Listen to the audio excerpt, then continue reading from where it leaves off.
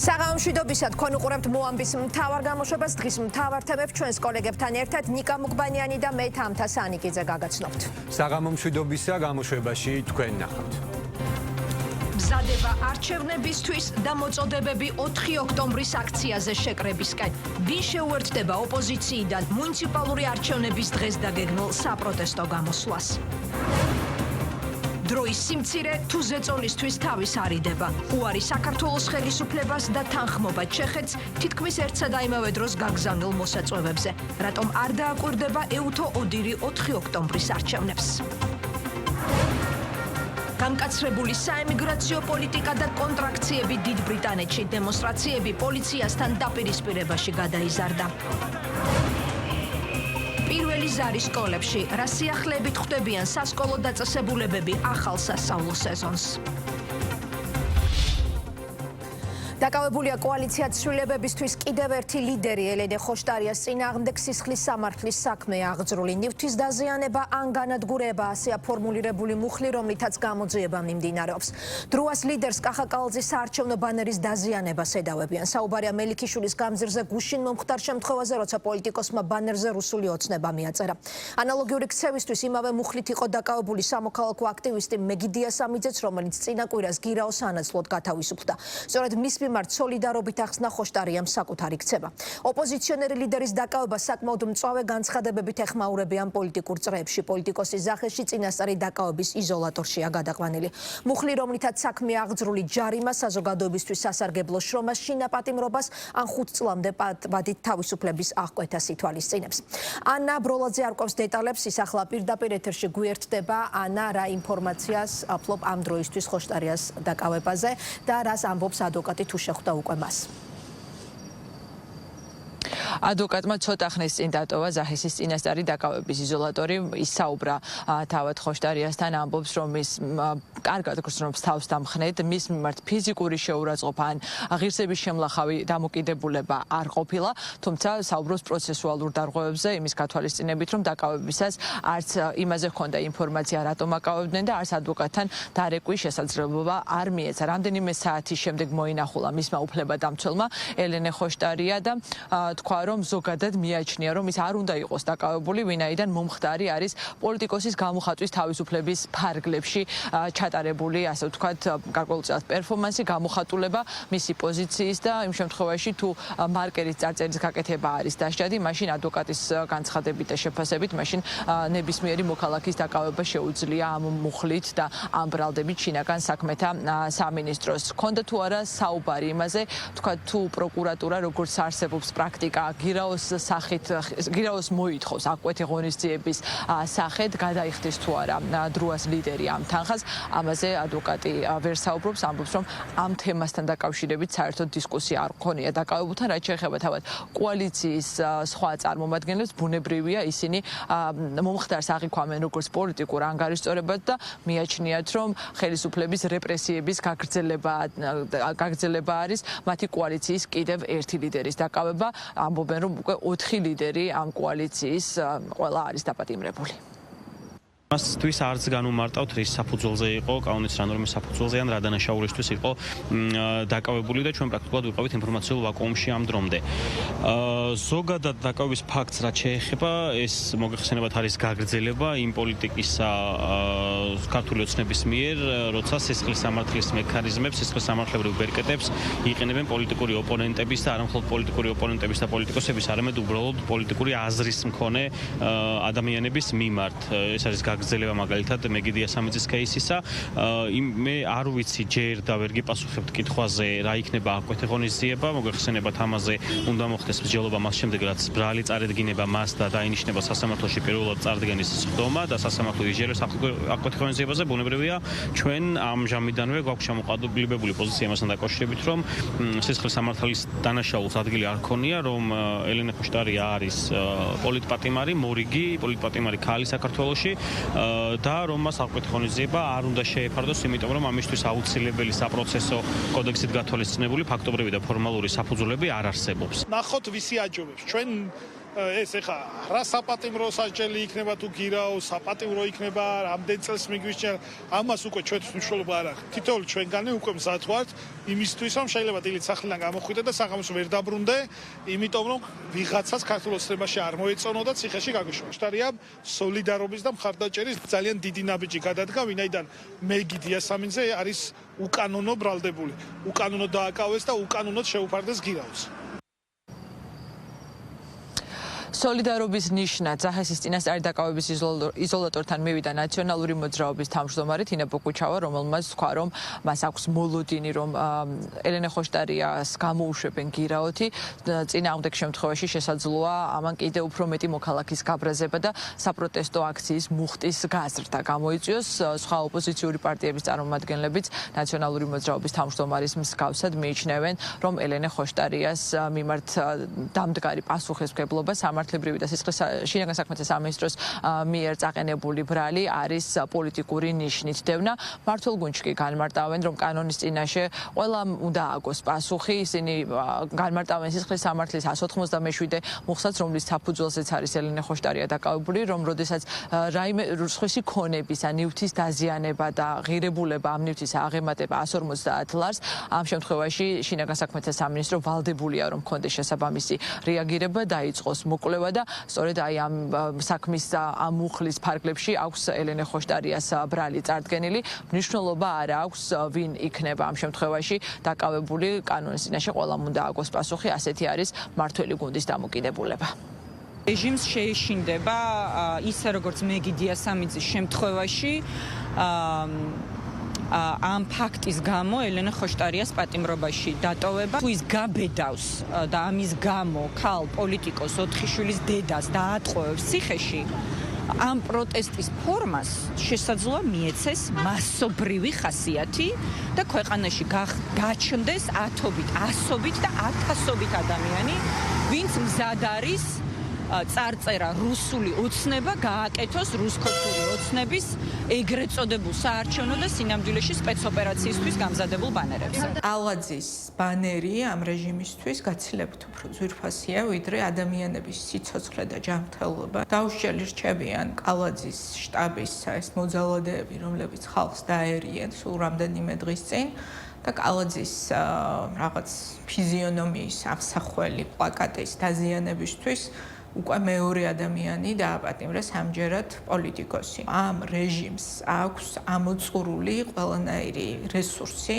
კანონი არსებობს, როცა კანონს არ ღვევ, თან მიზანმიმართულად, გამიზნულად, იცი რომ საერთოდ არავის არ ახსოვხარ, არავის არ აინტერესებთ, როგორც პოლიტიკოსი ცოტა ესეთი ნათქვამია ამ ადამიანების მიმართ. საბამისად ცდილობენ რომ რაღაც ასეთი სისულელეებით, პერფორმანსებით შეახსენონ თავი საზოგადოებას. ეს ადამიანი არის რადიკალი, არის ვითომ ანტირუსი და სინამდვილეში ყოველთვე ერიცხება მილიონობით რუბლი რუსეთის სახელმწიფო ხაზინიდან. არ ვიცი, ახლა საზოგადოება ძალიან კარგად ხედავს ვინ არის, ხო? მათ შორის ელენე ხოშტარიასთან დაკავშირებით საზოგადოებას ნამდვილად არ უჭერს საკუთარი შეფასებების გაკეთება. პრაქტიკა იყო განსხვავებული და ეს პრაქტიკა იყო არასწორი. დღეიდან პრაქტიკა იქნება სწორი. ვინც კი ჩაიდენს დანაშაულს, განურჩევლად იმისა თუ რომელი პარტიის წარმომადგენელია, ყველას მიმართ უმკაცრესად იმოქმედებს კანონი. თუნდაც ეს არასწორია. ჩემი მიდგომაა, რომ პრაქტიკა უნდა იყოს სხვანაირი. პრაქტიკა უნდა იყოს ის, რომ კანონი უნდა იყოს კაცრად დაცული.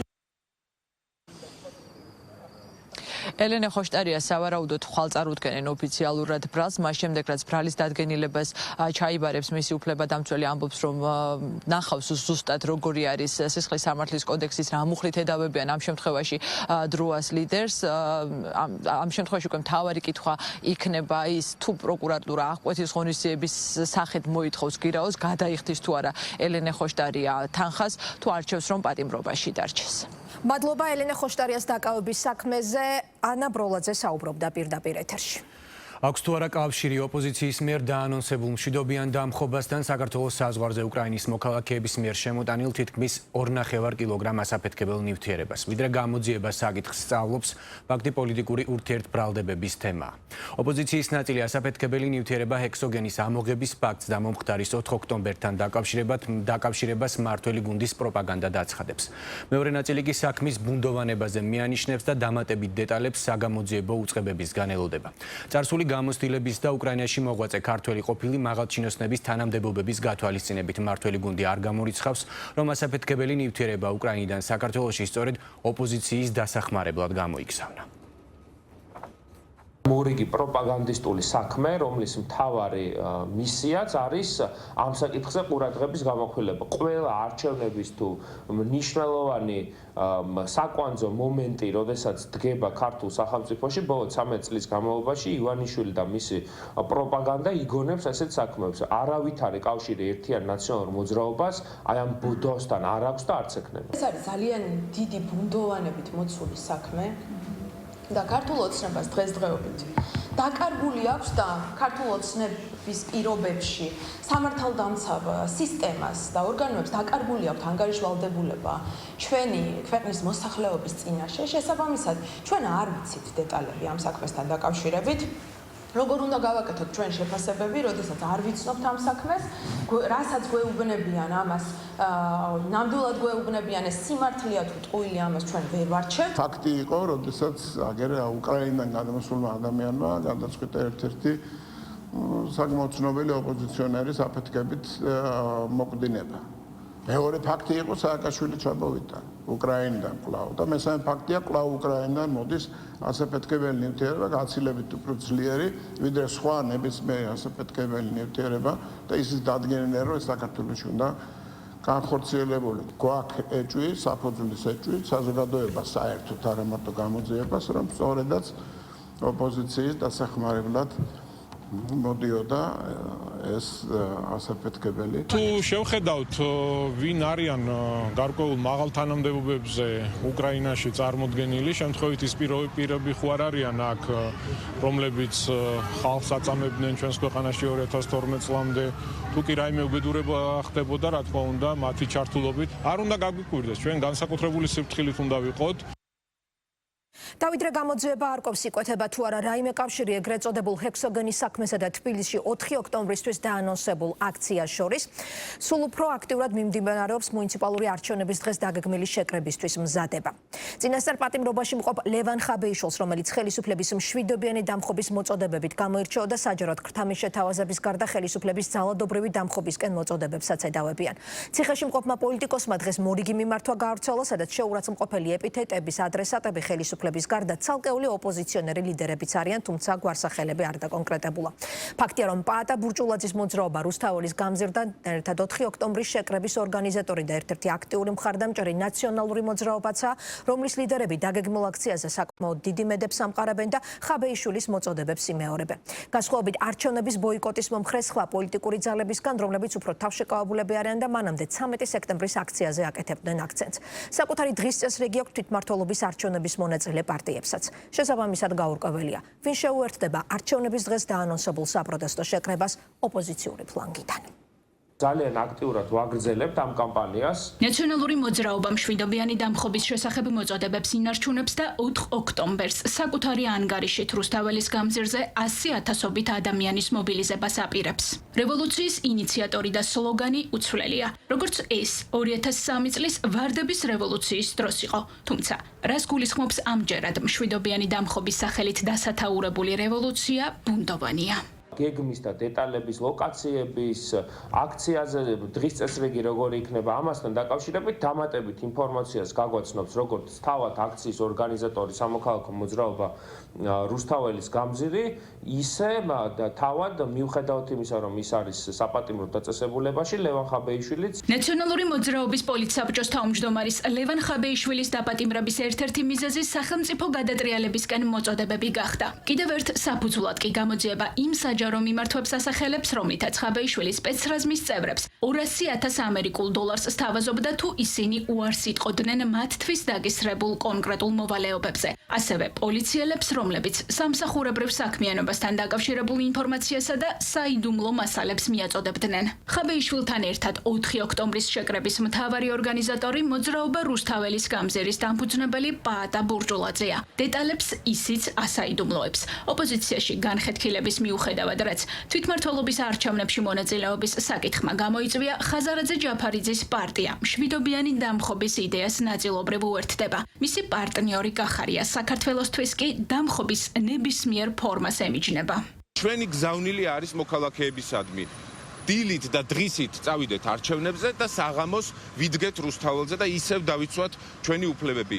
ეს ორი გზა არათუ ეწინააღმდეგება ერთმანეთს, პირიქით აძლიერებს ივანიშვილის წინააღმდეგ ბრძოლას, ასუსტებს ივანიშვილს და რუსულ რეჟიმს, როცა მიდიხარ მხარს უჭერ პროდასავლურ ოპოზიციას და შემდეგ მიდიხარ რუსთაველის გამზირზე. მშვიდობიანი ფორმით ხელისუფლების ცვლილება არის მხოლოდ და მხოლოდ არჩევნები, ეს არის მხოლოდ და მხოლოდ ერთადერთი გზა დღესდღეობით იმისთვის, რომ შეცვალო არსებული რეალობა და ამ გზაზე ვართ ჩვენ. ვისთან ერთად ემზადება ყოფილი სახელისუფლებო პარტია 4 ოქტომბრისთვის ქართულ ოცნებაში მის მიღმა უცხოურ დაფინანსებასა და სხვადასხვა ორგანიზაციის ჩართულობას ხედავენ. ამბობენ, რომ არეულობის მოწყობისთვის ახალგაზრდების გადამზადება და მასში მონაწილეობის სანაცვლოდ ფულადი ანაცხოვრებაც მიმდინარეობს. იგივე წინაპირობების არსებობაზე მიუთითებს მმართველი პარტია გასული წლის ხმაურიან აქციებთან დაკავშირებითაც, სადაც წინა ხაზზე ახალგაზრდა თაობა იმყოფებოდა. იხსენებენ პროკურატურის მიერ მოპოვებულ ჩარიცხვების საბანკო ამონაწერებს და მის მიზნობრიობას, რის საფუძველზეც 5 საქველმოქმედო და 7 არასამთავრობო ორგანიზაციის ანგარიშები ახლა დაყადაღებულია. ქართული ოცნება დარწმუნებულია, რომ რევოლუციას მისი ავტორები ვერცერთი ფორმით ვერ მოახდენენ. გაფრთხილდნენ ახალგაზრდები, გაფრთხილდნენ მათი მშობლები, არ გახდნენ ბრმა იარაღი ისეთი ძალების ხელში, ვისაც საქართველოს წარმატება და ჩვენი ქვეყნის წინსვლა არ სურდა. ლევან ხაბეიშვილი არის ერთი ჭანჭიკი იმ მთლიან სქემაში, რომელსაც ქვია ჩვენს ქვეყანაში რევოლუციური გზით ხელისუფლების შეცვლა. საზოგადოება მათ მხარს არ უჭერს, ეს ერთი მოცემულობა. მეორე მოცემულობა, ყველას ვინც ხელი წაუწდება და კანონის გვერდისავლით შეეცდება რაღაცა პირადი პარტიული მიზნების მიღწევას, ბუნებრივია, რომ კანონის და სახელმწიფოს მხრიდან იქნება ადეკვატურად პასუხგაცემული. რაც შეეხება ზოგადად ამ რადიკალიზმის გაღვივების სხვადასხვა მცდელობას, ყველა ეს მცდელობა არის დაკავშირებული უცხოურ სპეცსამსახურებთან, რაც ბუნებრივია განსაკუთრებულ ყურადღებას საჭიროებს, რა თქმა უნდა, ყველა შესაბამისი სახელმწიფო უწყება ბოლომდე იქნება ფხიზლად და ყურადღებით იმისათვის, რომ ჩვენ გარე დაფინანსებით, გაუმჭრელი დაფინანსებით არავის მივცეთ პროცესების რადიკალიზაციის შეასრულება. ეს ხება ორგანიზებულ დანაშაულს, ეს ხება ნარკოტიკულ დანაშაულს, ყველა მიმართულებით გავამკაცრეთ ჩვენ მიდგომები, ასევე ძალიან მკაცრი მიდგომები გვექნება ჩვენ პოლიტიკურად მოტივირებულ დანაშაულთან დაკავშირებით. ყველა მიმართულებით გვექნება უფრო მკაცრი მიდგომები კანონის ახსნების ნაწილში, ვიდრე ეს იყო წარსულში. მიუხედავად იმისა, რომ ნაციონალური მოძრაობა დამხობის გეგმას მშვიდობიანს უწოდებს, ქართულ ოცნებაში მიუთითებენ, რომ ამ ტერმინში სიტყვა დამხობა თავისთავად გამორიცხავს მშვიდობიანობას. მმართველ პარტიაში არც იმას გამორიცხავენ, რომ სუსის მიერ სატვირთო ავტომობილში აღმოჩენილი ფეთქებადი ნივთიერება ჰექსოგენი სწორედ საქართველოში რევოლუციის და დესტაბილიზაციისთვის ყოფილიყო განკუთვნილი. განსაკუთრებით საეჭვოდ ხელისუფლების წარმომადგენლებს დაკავებული პირების ჩვენებებში უკრაინის სპეცსამსახურების თანამშრომლების ხსენება ეჩვენება. საბოტაჟის საქმეზე გამოძიება გრძელდება. მაგისტრატი მოსამართლის წინაშე 2 საათზე მეტი ხნის განმავლობაში იკითხებოდა აღმოსავლეთ-დასავლეთის მართვის ინსტიტუტის ერთ-ერთი დირექტორი გიორგი ჩხეიძე. გამოძიების ინფორმაციით აღნიშნული ორგანიზაცია ქართულ არასამთავრობოებსა და USAID შორის ერთგვარი შუამავალი იყო. პროკურატურის თანახმად მხოლოდ 2023-24 წლებში ორგანიზაციამ ქართულ სამოქალაქო სექტორს მილიონობით ლარი გადაურეცხა. გამოძიებას აინტერესებს, ჰქონდა თუ არა ორგანიზაციას ინფორმაცია, რაში იხარჯებოდა გამოყოფილი თანხა. პროკურატურაში გამოძიება საბოტაჟის დამამძიმებელ გარემოებაში საბოტაჟის მცდელობის უცხოეთის ორგანიზაციისთვისა და უცხოეთის კონტროლს დაქვემდებარებული ორგანიზაციისთვის მტრულ საქმიანობაში დახმარების და საქართველოს კონსტიტუციური წყობილებისა და ეროვნული უშიშროების საბრძოლების წინააღმდეგ მიმართული საქმიანობისთვის ფინანსების მობილიზების ფაქტებზე მიმდინარეობს. მოწვევამ დაადასტურა, რომ მისი კომპანიის მიერ დაფინანსება ხდებოდა კონკრეტული პროექტის ფარგლებში გრანტის საფუძველზე და მან დაადასტურა, რომ მსგავსი მოთხოვნა ან წარდგენა რომელიმე არასამთავრობო ორგანიზაციის მხრიდან, რომ მათ მოეთხოვათ სამართალდარღვევების სასარგებლოდ დაფინანსება იმისთვის, რომ გადაეხადათ შემდგომ ჯარიმები ან სიტყვაზე პატიმრების და ბრალდებულების სასარგებლოდ რაიმე ფინანსური დავალება დაეფარათ, მსგავსი არც მოთხოვნა ყოფილა და არც დაფინანსება. პოლიტიკური ინტერპრეტაციების თემად იქცა ეუთო ოდირიდან მიღებული უარი არასაკმარისი დრო მოსამზადებლად თუ ზეწოლა, რის გამოთქვა უარი მოწვევაზე 35 წლიანი ისტორიის მქონე ორგანიზაციამ, რომლის მთავარი ფუნქცია ეუთოს წევრ ქვეყნებში არჩევნებზე და საარჩევნო პროცესებზე დაკვირვება. ეუთოს დემოკრატიული ინსტიტუტებისა და ადამიანის უფლებათა ოფისის განცხადებაში მოყვანილ მიზეზს არადამაჯერებლად მიიჩნევს მმართველი გუნდი, რომელმაც სადამკვირვებლო მისიას მოსაწვევი 6 სექტემბერს გაუგზავნა. ჩეხეთის მაგალითმა ხელისუფლებას საკუთარი პოზიცია კიდევ უფრო გაუმყარა. საქართველოსგან გასხვობით ეუთო ოდირი მისიას გზავნის 3 ოქტომბრისთვის დაგეგმილ არჩევნებზე მონიტორინგისთვის ჩეხეთში, რომელმაც ორგანიზაცია თითქმის იმავე დროს დაპატიჟა. ქართული ოცნება დარწმუნებულია, რომ უარის მიზეზი არა დროის სიმცირე, არამედ 1 წლის წინ განვითარებული მოვლენები და საპარლამენტო არჩევნების შესახებ ეუთო ოდირის მიერ მომზადებულ დასკვნაზე გაკეთებული შეფასებებია. არგუმენტად ეუთო საპარლამენტო ასამბლეის პრეზიდენტის გაუქმებული ვიზიტით სახელდება. იმისათვის რომ არ დარჩეს არავითარი კითხვა არჩევნებთან დაკავშირებით, მივიღეთ გადაწყვეტილება ადგილობრივი თვითმმართველობის არჩევნების დასაკვირვებლად ეუთო ოდირის მისიის მოწვევის შესახებ. 6 სექტემბრის ამ განცხადებას სადამკვირვებლო მისიამ მალევე უარით უპასუხა. უარის მოკლე ტექსტში ერთადერთი არგუმენტი დროის სიმცირე იყო. ოდირი ხსნიდა, რომ ერთ თვეში სადამკვირვებლო მისიის მომზადებას ვერ მოასწრებდა და ეს არგუმენტი ნაწილობრივ გასაგები ჩანდა იქამდე, ვიდრე სათამაშო დაფაზე ბოლო ჩეხეთის პრეცედენტი არ გამოჩნდებოდა. გაირკვა, რომ ჩეხეთმა 3 ოქტომბერს ჩანიშნულ არჩევნებზე დაკვირვებისთვის ორგანიზაციას საქართველოზე 3 დღით ადრე მიმართა. თუმცა დროის ფაქტორი აქ გადამწყვეტი არ აღმოჩნდა. მაშინ როცა საქართველოში უარი გამოიგზავნა, უკვე გაგზავნილი იყო თანხმობა ჩეხეთში. აქ ბუნებრივად ჩნდება შეკითხვა, როგორ ესწრება მისიის გაგზავნა იგივე დროში ჩეხეთში თუ არ ესწრება საქართველოში. უარყოფილ მასპინძელს ამ შემთხვევაში მმართველ გუნდს ამ პრეცედენტმა უფრო გაუმყარა მოსაზრება იმის თაობაზე, რომ ორგანიზაციამ თავი მისიას სინამდვილეში ზედმეტი ბულინგის გამო აარიდა.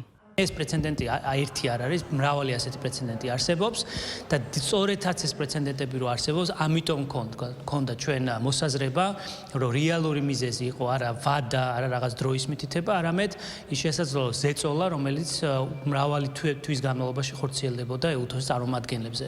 და ამიტომ ყველას უსურვებდი ჩვენ, რასთავარია, ჩვენ არ გვინდა ამ დისკუსიაში შესვლა, იმიტომ რომ ეს საბოლოო ჯამში თავად ეუთოს დააზიანებს, რაც არ არის ჩვენი მიზანი. პირიქით, ჩვენ ძალიან მჭიდრო თანამშრომლობდით ეუთოსთან და ჩვენი მიზანი არის, რომ ეს თანამშრომლობა მომავალშიც გავაგრძელოთ. რა უნდა ქნან?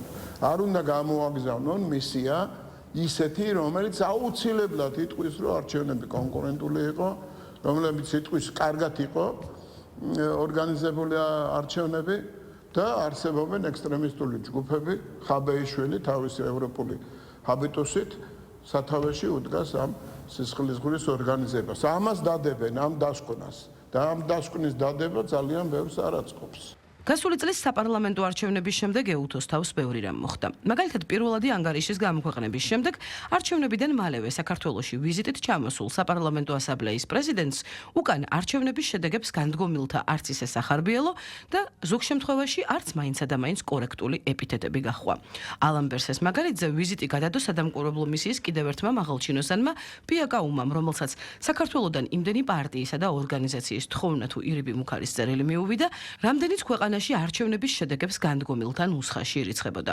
თუ მისიის ანგარიშს არჩევნების შესახებ მმართველი პარტია შედეგის აღიარებად მიიჩნევდა, იგივე დოკუმენტს ოპოზიცია ისე კითხულობდა, როგორც გაყალბების მოწმობას და მაინც ოპოზიციურ ფლანგზე ბევრი იძებნებოდა ისეთი, ვინც თვლიდა, რომ არჩევნების ხარისხზე მთავარი არა მისიის ანგარიში იყო, არამედ მაინც სუბიექტური აღქმა. შეფასების ყველა პუნქტი ჩემთვის მისაღები არ არის. ოდირის დასკვნა არ არის ჩემთვის ბიბლია, რომ ყველაფერს დავით ახლობოდეს, რა თქმა უნდა. მას შემდეგ მაინც დიდხანს გრძელდებოდა კამათი თემაზე, რა ეწერა სინამდვილეში არჩევნების შეფასების დოკუმენტში. აღიარება თუ არ აღიარება. ხელისუფლება და ოპოზიცია ერთმანეთს დიდხანს უმტკიცებდნენ საპირისპიროს, ვიდრე ბოლოს ეუთოს გენერალურმა მდივანმა მთავარი გზავნილი თავად არ წაუკითხა ყველას, რომელიც ასე ჟღერდა. არჩევნებზე, რომლის მოგებასაც ოპოზიცია ეჭქვეშ აყენებს, ოდირის ანგარიში ცალსახად წერია, რომ მისი შედეგები გარკვეული ხარვეზების მიუხედავად ამ მომრჩეველთა ნებას ასახავდა. საქართველოს პარლამენტში ოპოზიციას 150 მანდატიდან 61 აქვს. ანუ პარლამენტის 40%-ზე მეტი ოპოზიციით არის წარმოდგენილი. ამ პერიპეტიების შემდეგ დასკვნის შინაარსზე კამათი თითქოს შეწყდა, თუმცა ოპოზიციურ აქტორთა ერთი ნაწილი არც გენერალური მდივნის ამ ფრაზას აღიარებს და არც არჩევნების შედეგებს. გამოცდილება ერთია. ახლა კი ფაქტია ის, რომ ეუთო 2025 წლის თვითმმართველობის არჩევნებს საქართველოში არ დააკვირდება. იქნება თუ არა ეს გადამწყვეტი ფაქტორი შედეგების აღიარებისას, რთული სათქმელია. მაშინ როცა 2024 წელს მისიამ კი იმუშავა, მაგრამ დასკვნას მაინც არ დაუჯერა ყველამ. მორიგი შეხვედრა ბიზნეს სექტორთან პრემიერ-მინისტრი ამჯერად იმ დეველოპერული კომპანიების წარმომადგენლებს შეხვდა, რომლებიც სახელმწიფო პროექტების განხორციელებაში აქტიურად მონაწილეობენ. 2 საათიან შეხვედრაზე მთავრობის ხელმძღვანელმა, ინფრასტრუქტურის მინისტრმა და სამშენებლო ბიზნესის წარმომადგენლებმა სექტორში არსებულ გამოწვევებსა და მათი გადაჭრის გზებზე იმსჯელეს. უფრო კონკრეტულად, რა საკითხები განიხილეს და როგორია დეველოპერული სექტორის პოზიცია, ამას შალვა სუმბაძე გვეტყვის, რომელიც პირდაპირ ეთერში გვიერთდება. შალვა. საკმაოდ ინტერაქტიული შეხვედრა, რომელიც პრემიერსა და 150-მდე დეველოპერული კომპანიის წარმომადგენელს შორის გაიმართა, დაახლოებით 2 საათს გაგრძელდა. მსჯელობა კი ძირითადად შეეხებოდა როგორც მიმდინარე პროექტების ხარისხის, ასევე ხარჯთეფექტიანობის გაზრდას, როგორც პრემიერ-მინისტრმა შეხვედრის დასრულების შემდეგ აღნიშნა, ამ მიმართულებით საკმაოდ ბევრი გამოწვევა დაგროვდა და უნდა გაკეთდეს ყველაფერი იმისათვის, რომ ამ მიმართულებით გარკვეული ნაბიჯები გადაიდგას და გაიზარდოს როგორც პროექტების ხარჯთეფექტიანობა, ასევე გაუმჯობესდეს ის ხარისხი, რომელი ხარისხითაც ხორციელდება გარკვეული პროექტები. ამ მიმართულებით პრემიერ-მინისტრთან ერთად ინფრასტრუქტურის მინისტრიც იყო მსჯელობაში ჩართული და კომპანიებისგან მოისმინეს მათ ყველა ის პრობლემა, გამოწვევა, ასევე მიზანი, რაც ჭირდება იმას, რომ სახელმწიფო პროექტების ხარისხი და ხარჯთეფექტიანობა გაიზარდოს. როგორც გითხარით, ამ ნაწილში განხილვა მიმდინარეობდა დაახლოებით 2 საათის განმავლობაში და მას 150-მდე კომპანიის წარმომადგენელი ესწრებოდა. ჩვენი მთავარი ამოცანა არის პროექტების ხარჯეფექტიანობის გაუმჯობესება და ასევე პროექტების ხარისხის გაუმჯობესება. გამოწვევები არის ორივე მიმართულებით და ჩვენი ამოცანა რომ მაქსიმალურად გაუმჯობესოთ პრაქტიკა როგორც ერთი, ისე მეორე მიმართულებით. ასევე ჩვენი ამოცანა რომ შევქრათ მაქსიმალურად სამართლიანი კონკურენციის პირობები ყველა კომპანიისთვის და აქაც კონკრეტულ დეტალებზე გვქონდა საუბარი. მოვისმენთ საინტერესო მოსაზრებები, შეკითხვები, ფიქრობ რომ შედგა ძალიან საინტერესო დისკუსია და ეს ყველაფერი დაგვეხმარება, რა თქმა უნდა, პრაქტიკის გაუმჯობესებაში. კარგად გვესმის, რომ ძლიერი ბიზნესი ერთის მხრივ არის ქვეყნის ეკონომიკური სიძლიერის გარანტი და მეორეს მხრივ, რა თქმა უნდა, მე როგორც ინფრასტრუქტურის მინისტრ, ჩემთვის მნიშვნელოვანია, რომ ძლიერი კომპანიები არსებობდნენ საქართველოში, ვინც შესაბამისად ჩვენს დაკვეთებს შეასრულებენ. თუმცა რაც ყველაზე მნიშვნელოვანი არის ის, რომ ჩვენ მაქსიმალურ აქცენტს გავაკეთებთ ხარისხზე და ჩვენ უხარისხო არც ერთ პროექტს არ ჩავიბარებთ. ეს მინდა და გვინდა, რომ ბიზნესმა კარგად გაიაზროს. როგორც კერძო სექტორის წარმომადგენლებმა შეხვედრის დასრულების შემდეგ მედიასთან განმარტეს, კონკრეტული მოსაზრებების დონემდე იყო მსჯელობა ჩამოსული, განიხილეს მათ შორის რამდენიმე მნიშვნელოვანი ასპექტი, მათ შორის თეთრი სიის გაუქმება იმისათვის, რომ კონკურენტუნარიანობა კომპანიების კიდევ უფრო გაიზარდოს, ასევე ხარჯთეფექტიანობის ნაწილში ტენდერის ღირებულების განსაზღვრის პირობებზე იყო საუბარი. ამ მიმართულებით კომპანიები ფიქრობენ, რომ მოძველებულია პრაქტიკა და უნდა გადაიხედოს ეს მეთოდოლოგია, რა მეთოდოლოგიითაც ეს ხარჯთაღრიცხვა დგება, ასევე ისაუბრეს კვალიფიციური კადრების პრობლემაზე, რომელიც ერთ-ერთ ყველაზე მნიშვნელოვან გამოწვევად დასახელდა და როგორც მათ აღნიშნეს, როგორც პრემიერისგან, ასევე ინფრასტრუქტურის მინისტრისგან მიიღეს დაპირებები იმისა, რომ ამ მიმართულებით მუშაობა გაგრძელდება და რაიმე გამოსავალს კერძო კომპანიების ჩართულობით იპოვიან. სექტორი იცით, რომ მნიშვნელოვან როლს თამაშობს ქვეყნის ეკონომიკის განვითარებაში. ერთ-ერთი ყველაზე მნიშვნელოვანი დამსაქმებელი არის და აქედან გამომდინარე ბევრი გამოწვევები არის და ამ გამოწვევების გადაჭრასთან დაკავშირებით იყო, ესე ვთქვათ, სამუშაო შეხვედრა, ესე ვთქვათ, სადაც მინისტრმა განაცხადა ის ცვლილებები, რომელსაც ფიქრობენ. თეთრი სია ძალიან მნიშვნელოვანი იყო მიმწოდებლებისთვის, იმიტომ რომ ის აძლევდა გარკვეული კატეგორიის მიმწოდებლებს უპირატეს უფლებას, მათ ჰქონდათ გარკვეული შეღავათები და ეს აადვილებდა მათთვის ხელშეკრულების გაფორმებას და შემდგომში შესრულების პირობებსაც ასევე, იმიტომ რომ მათ ჰქონდათ უფრო მაღალი კვალიფიკაცია აქვთ ამ შემთხვევაში და უფრო მაღალი კატეგორიის მიმწოდებლების სიაში გადიან. როგორც უკვე გითხარით, ორივე მხრიდან, როგორც კერძო სექტორის მხრიდან, ასევე ხელისუფლების მხრიდან არსებობს მზაობა, რომ ამ მიმართულებით მუშაობა დაიწყოს, როგორც გამოითქვა მოსაზრება, ამაში იქნება კერძო სექტორით ჩართული, რის გამოც კერძო სექტორმა მთავრობის მეთაურს მადლობა გადაუხადა. მადლობა, ეს შალვა სუმბაძე იყო. ბიძინა ივანიშვილის ადვოკატი უცხოური მედიის წარმომადგენლების მხრიდან გიორგი ბაჩიაშვილისა და მისი ოჯახის დაკვეთების შესრულებასა და ბიძინა ივანიშვილის დისკრედიტაციის მიზანმიმართულ მცდელობებზე საუბრობს. როგორც თემურ წიქვაძე სოციალურ ქსელში წერს, მას დაუკავშირდნენ გარდიანის ჟურნალისტი და ეგრეთ წოდებული ფრილანსერი, რომელიც სტატიას New York Times-ისთვის ამზადებდა. თემურ წიქვაძის განმარტებით ორივე ჟურნალისტის შემთხვევაში იკვეთება, რომ არიან დაქირავებული ბაჩიაშვილის, მისი ოჯახის მიერ მოქმედებენ მერკანტილური ინტერესებით, ცდილობენ წარმოდგენების დამკვიდრებას და ბიძინა ივანიშვილის დისკრედიტაციას. წიქვაძე საუბრობს 12 სექტემბერს დანიელ ბოფისგან მიღებული ელექტრონული წერილის შინაარსიც და ამბობს, რომ წერილის ავტორის მხრიდან ბიძინა ივანიშვილის წინააღმდეგ აბსტრაქტული შინაარსის უსაფუძვლო ბრალდებები გაჟღერდა. ბრიტანელი ჟურნალისტის ეგრეთ წოდებული კითხვები კი ჩამოყალიბებული იყო ბრალდებების სახით, მოკლებული ყოველგვარ კონკრეტიკასა და საფუძველს.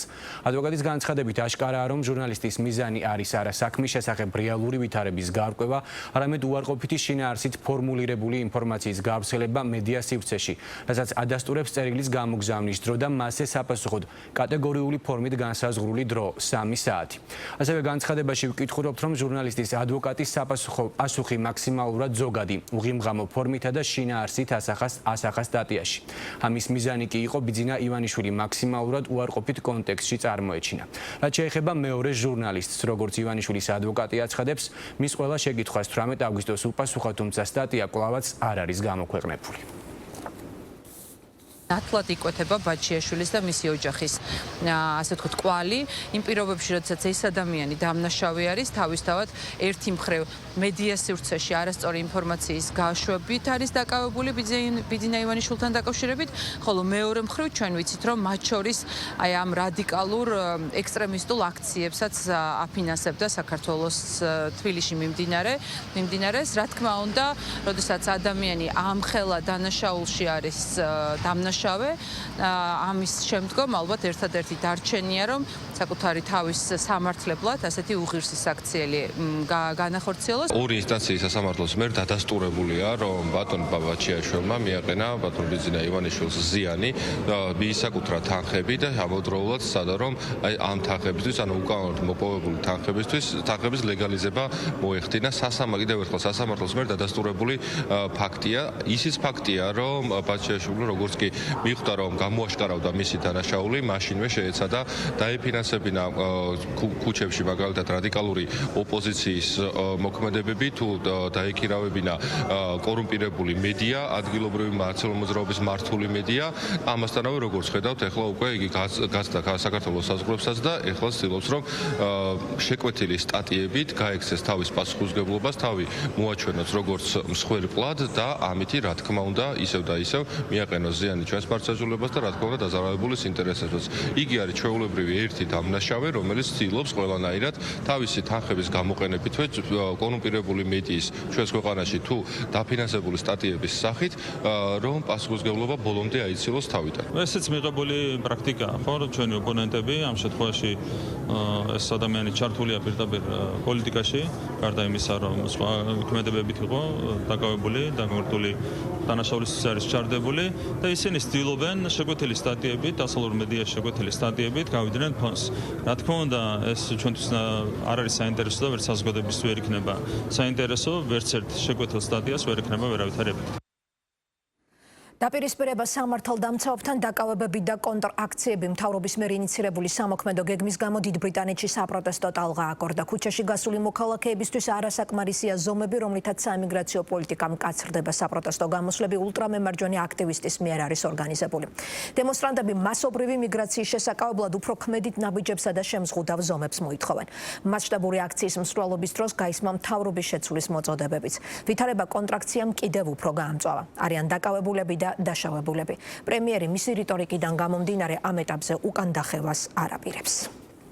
ვესტმინსტერის სასახლეში ახალი საიმიგრაციო კანონი განიხილება. პარალელურად კი ლონდონის ქუჩებში 100,000-ზე მეტი ადამიანი საპროტესტო აქციაზე დგას მოწოდებით ჩვენი ქვეყანა, ჩვენი წესები. მედიაში ამ დემონსტრაციას ბრიტანეთის ისტორიაში ერთ-ერთი ყველაზე მასშტაბურიც კი უწოდეს. აქცია სახელწოდებით გააერთიანეს სამეფო მალევე გადაიზარდა ძალადობაში. დაკავებულია 25 დემონსტრანტი, ხოლო დაშავებულია 26 ოფიცერი. დღის ბოლოს ასეთი იყო მასშტაბური საპროტესტო აქციის შედეგები. პოლიციაში განმარტეს, რომ ოფიცრებს მოტეხილობა, ტვინის შერყევა და თავის ტრავმა აღენიშნებათ. ხალხს აქვს მშვიდობიანი პროტესტის უფლება. ეს ჩვენი ქვეყნის ღირებულებების განუყოფელი ნაწილია, თუმცა ჩვენ არ შევეგუებით პოლიციელებზე თავდასხმებს, რომლებიც ასრულებენ თავიანთ მოვალეობას, ან იმ ადამიანებზე, რომლებიც ჩვენს ქუჩებში თავს დაშინებულად გრძნობენ თავიანთი წარმომავლობის ან კანის ფერის გამო. კირ სტარმერმა ჯერ კიდევ მაისში წარადგინა ახალი სამოქმედო გეგმა, რომელიც საიმიგრაციო წესებს მნიშვნელოვნად ამკაცრებს. მაგალითად, ამ გეგმის მიხედვით მიგრანტებმა ახლა 5 წლის ნაცვლად 10 წელი უნდა იცხოვრონ ბრიტანეთში, მოქალაქეობის მისაღებად განაცხადის შესავსებად. ასევე ზოგიერთი ტიპის სამუშაო ვიზისთვის საჭირო გახდება ინგლისური ენის უფრო მაღალი დონის ტესტის ჩაბარება. თუმცა აქციის მონაწილეებისთვის ეს საკმარისი არაა. მით უმეტეს, რომ ეს ცვლილებები ჯერ მხოლოდ განხილვის პროცესშია და საბოლოოდ დამტკიცებული არ არის. ეს ძალიან მნიშვნელოვანია, მათ უნდა შეაჩერონ ქვეყანაში უკანონო მიგრაცია. აქ გვყავს ადამიანები, ვეტერანები, რომლებმაც იბრძოლეს ჩვენთვის და ჩვენი თავისუფლებისთვის. ისინი ახლა ქუჩებში წვანან და არსად აქვთ წასასვლელი, მაგრამ თუ დოკუმენტებს გადააგდებს, შეგიძლია 4 ვარსკვლავიანი სასტუმრო, უფასო საკვები და დასვენება გქონდეს. ფიქრობ, ამჟამინდელი მთავრობა სამარცხვინოა, ის გვართმევს თავისუფლებებს, ასეთი არეული მთავრობა არასდროს მინახავს. მასშტაბური აქციის ორგანიზატორი ბრიტანელი მემარჯვენე აქტივისტი ტომი რობინსონია. ბოლო დღეებში აქტიურად იხსენებენ მის ბიოგრაფიას. როგორც აღმოჩნდა, რობინსონი არაერთხელ ყოფილა დაკავებული რასისტული განცხადებებისთვის. ასევე ხშირად აორგანიზებს აქციებს, რომელიც თავდაპირველად მშვიდობიანია. თუმცა ბოლოს, როგორც ამ შემთხვევაში, ძალადობით სრულდება. მემარჯვენე აქტივისტი თვლის, რომ მიგრანტების უფლებები ამჯერად ადგილობრივების უფლებებს აჭარბებს და რომ მთავრობის მიერ მიღებული ზომები დროში გაჭიანურებული და არც ისე ეფექტურია. დემონსტრაციის იდეას უერთდება ამერიკელი მილიარდელი ილონ მასკი, რომელმაც აქციის მონაწილეებს დისტანციურად მიმართა და თქვა, რომ ბრიტანეთში მთავრობის ცვლილებაა საჭირო. მოგვიანებით მასკის განცხადება კრიტიკის საგანი გახდა. დიდი ბრიტანეთის ლიბერალ-დემოკრატიული პარტიის ლიდერი ედ დეივი ილონ მასკის წინააღმდეგ სანქციების დაწესებას ითხოვს. ნამდვილად ვფიქრობ, რომ ბრიტანეთში მთავრობის ცვლილებაა საჭირო. არ გვაქვს კიდევ 4 წელი ან ის დრო, როდესაც შემდეგი არჩევნები იქნება, ეს ძალიან შორსაა. რაღაც უნდა გაკეთდეს, უნდა მოხდეს პარლამენტის დაშლა და ახალი არჩევნები. პარალელურად ლონდონში კონტრდემონსტრაციაც გაიმართა, სახელწოდებით წინააღმდეგი რასიზმს, რომელსაც დაახლოებით 5000 ადამიანი შეუერთდა. მათი აზრით არასწორია, რომ მემარჯვენეები ქვეყანაში არსებულ მდგომარეობას მიგრანტების გაზრდილ რაოდენობას აწერენ. მე მასწავლებელი ვარ და ჩემი პროფესიიდან გამომდინარე ვფიქრობ, რომ ყველა უნდა მივიღოთ. სიძულვილის იდეა გვყობს და ვფიქრობ, რაც უფრო ბევრს მივიღებთ ქვეყანაში, მით უფრო ძლიერი ვიქნებით როგორც ქვეყანა. ექსპერტები ვარაუდობენ, რომ პროტესტმა შესაძლოა უფრო რადიკალური ხასიათი მიიღოს, რაც მნიშვნელოვანი გამოცდა იქნება ბრიტანეთის პრემიერ-მინისტრისთვის მომდევნო წლის ადგილობრივი არჩევნების წინ. ამ გარემოებების გათვალისწინებითაც სტარმერი ამბობს, რომ არასოდეს დაემორჩილება ექსტრემისტულ აქციებს, რომლის მონაწილეებიც ეროვნულ დროშას ძალადობის ფარად იყენებენ. ტრამპი პუტინის შეხვედრიდან უკვე ერთი თვე გავიდა, თუმცა უკრაინაში ომის დასასრულებლად შტატების დიპლომატიურ ძალისხმევას ხელშესახების შედეგი არ მოჰყოლია. თითქმის 1000 კილომეტრიან ფრონტის ხაზზე უკრაინის 4 რეგიონში ინტენსიური საბრძოლო მოქმედებები მიმდინარეობს. იბომბება სამოქალაქო ზონებიც. ვლადიმერ პუტინის შემხვედრი ნაბიჯების მოლოდინში სულ უფრო მკაცრდება დონალდ ტრამპის რიტორიკა. ამერიკის პრეზიდენტი ევროპას რუსეთის წინააღმდეგ კოორდინირებული მოქმედებებისკენ მოუწოდებს და სანქციების გამკაცრებას ითხოვს. მოსკოვში კი უკვე ღიად საუბრობენ, რომ რუსეთის წინააღმდეგ ჩრდილოატლანტიკური ალიანსიც იბრძვის. უკრაინაში არსებული დაძაბული ვითარების გათვალისწინებით სულ უფრო ბუნდოვანია რუსეთ-ამერიკა-უკრაინის სამმხრივი სამიტის გამართვის პერსპექტივაც. გივი ბარამიძე ამბობთ. ალასკაზე შეერთებული შტატების და რუსეთის პრეზიდენტების შეხვედრამ უკრაინის ომის დასრულებაზე ჯერჯერობით გავლენა ვერ მოახდინა, რის გამოც ვაშინგტონში მოსკოვის მიმართ რიტორიკა სულ უფრო მწვავდება. გაპრეზიდენტების შემდეგ პირველად დონალდ ტრამპმა რუსეთს აგრესორი უწოდა, თუმცა ასევე ამტკიცებს, რომ ომის დასრულებას სურს. უკრაინის ომი რომ დიდი ჰუმანიტარული დანაკარგებით მიმდინარეობს, ამას ადასტურებს ტრამპის განცხადება, რომ გასული კვირის განმავლობაში ომში ორივე მხარეს 8000-ზე მეტი ადამიანი დაიღუპა. პარალელურად დონალდ ტრამპი ევროპას რუსეთთან მიმართებით უმოქმედობაში ადანაშაულებს და რუსეთის წინააღმდეგ მკაცრ სანქციებს ომის დასასრულებლად აუცილებელ პირობად მიიჩნევს. ევროპა ჩემი მეგობარია, მაგრამ ისინი ნავთობს რუსეთისგან ყიდულობენ. არ შეიძლება ველოდოთ, რომ ჩვენ ვიქნებით ერთადერთი, ვინც სრული დატვირთვით მუშაობს. მე არ მინდა, რომ მათ ნავთობი იყიდონ.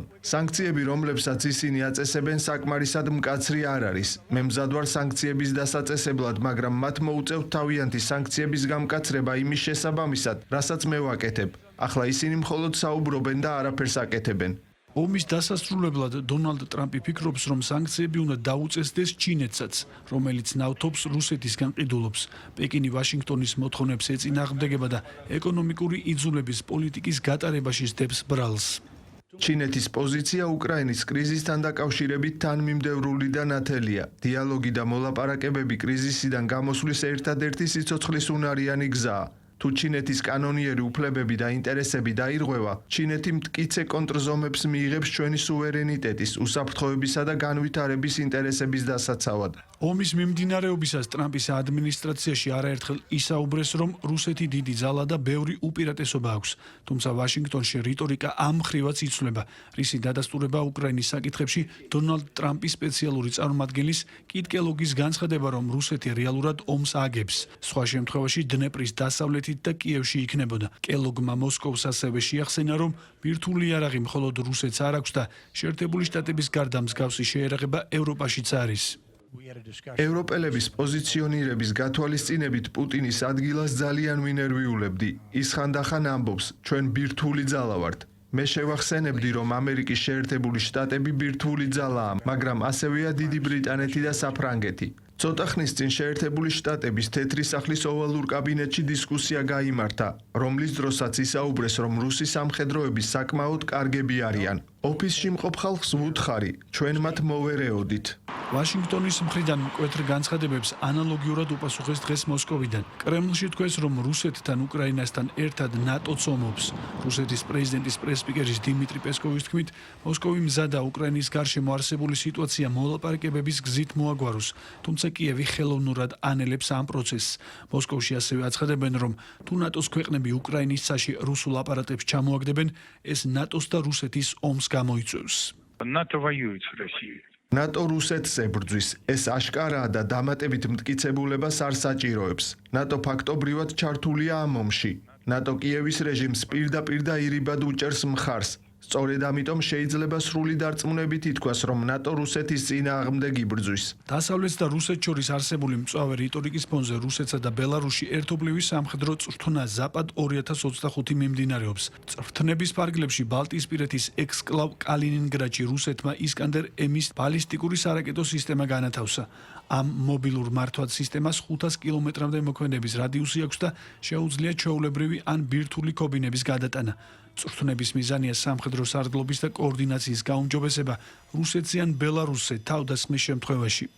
რაც შეეხება წვრთნების უფრო მაღალ დონეს, ოპერატიულ და სტრატეგიულს. ვიტყვი, რომ ჩვენ მოვახერხეთ ამ წვრთნების სისტემაში უფრო ძლიერი ან უფრო მძლავრი გამანადგურებელი შესაძლებლობების განლაგების დაგეგმა.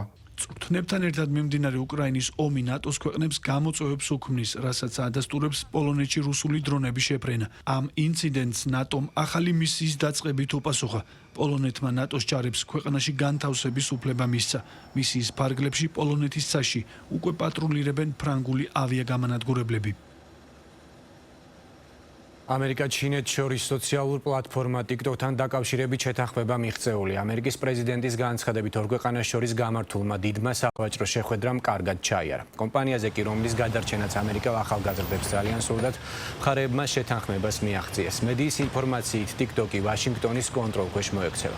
ტრამპის განცხადებამდე ამერიკის ხაზინის მდივანმა აღნიშნა, რომ მადრიდში გამართულ მოლაპარაკებებზე ჩინეთი აგრესიული მოთხოვნებით გამოირჩეოდა. თუმცა საბოლოოდ ტრამპმა სინ ძინპინთან საუბარი დაანონსა და განაცხადა, რომ მხარეები შეთანხმებას პარასკევს გააფორმებენ. ითქვა ისიც, რომ ამერიკა-ჩინეთს შორის ურთიერთობა ძალიან ძლიერი იქნება. ცნობისთვის ამერიკისა და ჩინეთის დელეგაციები მადრიდში სავაჭრო ეროვნული უსაფრთხოებისა და TikTok-ის საკუთრების საკითხებს განიხილავენ. TikTok-ის მფლობელ ჩინურ კომპანიას პლატფორმის გასაყიდად ვადა ეწურება. წინააღმდეგ შემთხვევაში აპლიკაცია შტატებში აიკრძალება. ჩარლი კერკის მკვლელობაში ბრალდებული დანაშაულის ჩადენას უარყოფს 22 წლის ტაილერ რობინსონი გამოძიებასთან თანამშრომლობაზე უარს აცხადებს და გასროლას არ ადასტურებს. იუტას გუბერნატორის განმარტებით რობინსონმა სროლის შემდეგ შეტყობინებების გასაგზავნი პლატფორმა Discord-ი გამოიყენა და ახლობელ სხუმრობით მისწერა, რომ თავად იყო მკვლელი. კონსერვატორი კომენტატორი ტრამპის აქტიური მხარდამჭერი პოპულარული პოდკასტის წამყვანი და კონსერვატული ახალგაზრდული მოძრაობის ხელმძღვანელი 10 სექტემბერს მოკლეს. უკვე ცნობილია, რომ ამერიკის პრეზიდენტი კირკის დაკრძალვას დაესწრება. მისი ხსოვნისადმი მიძღვნილი ცერემონია 21 სექტემბერს გაიმართება. ტრამპი ამბობს, რომ პრეზიდენტის ადმინისტრაცია აწარმოებს ყველა იმ ადამიანის მონიტორინგს, რომლებიც ჩარლი კერკის მკვლელობას პოზიტიურად გამოეხმაურნენ. ამერიკის ეროვნული დაზვერვის დირექტორმა მკვლელობა 11 სექტემბრის ტერორისტულ თავდასხმებს შეადარა. ტულსი გაბარდმა პარალელი გაავლო და აღნიშნა, რომ ორივე მოვლენა იმ ადამიანებს უკავშირდება, რომლებიც იდეოლოგებს ეყრდნობიან, კრიტიკასა და გამოწვევებს კი ვერ უძლებენ.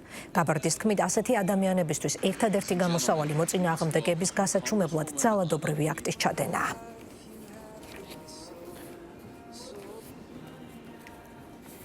საოკუპაციო ძალების მიერ გორის მუნიციპალიტეტის სოფელ ზემო ხვითის მიმდებარე 2024 წლის 8 სექტემბერს უკანონოდ დაკავებული ჰამლეტ მარგველაშვილი თავისუფალია. ის ცენტრალური ხელისუფლების მიერ კონტროლირება ტერიტორიაზე იმყოფება. ინფორმაციას სუსი აფცელებს, როგორც უწყებაში აცხადებენ, ოკუპირებულ ტერიტორიებზე უკანონო პატიმრობაში მყოფი საქართველოს ყველა მოქალაქის გასათავისუფლებლად მუშაობა აქტიურად გრძელდება.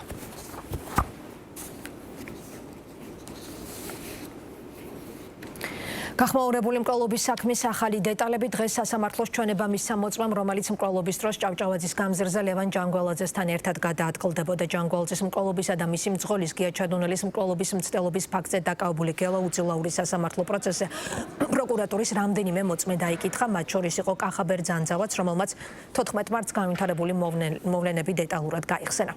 დღესვე დაიკითხნენ ტაქსის მძღოლები, რომელთა მომსახურებითაც მკვლელობაში ბრალდებულმა ისარგებლა. გამოიკითხნენ ექსპერტები და გამომძიებლებიც. დანაშაული 14 მარტს მოხდა. პროკურატურის ინფორმაციით გელა უძილაურმა ცეცხლსასროლი იარაღიდან ლევან ჯანგველაძეს რამდენჯერმე ესროლა. ჯანგველაძე ადგილზევე დაიღუპა. ასევე ერთი ტყვია მოხდა მის მძღოლს, რომელიც ცეცხლსასროლი იარაღიდან მიყენებული ჭრილობით საავადმყოფოში გადაიყვანეს. უძილაური 3 დღიანი ძებნის შემდეგ თბილისში დააკავეს.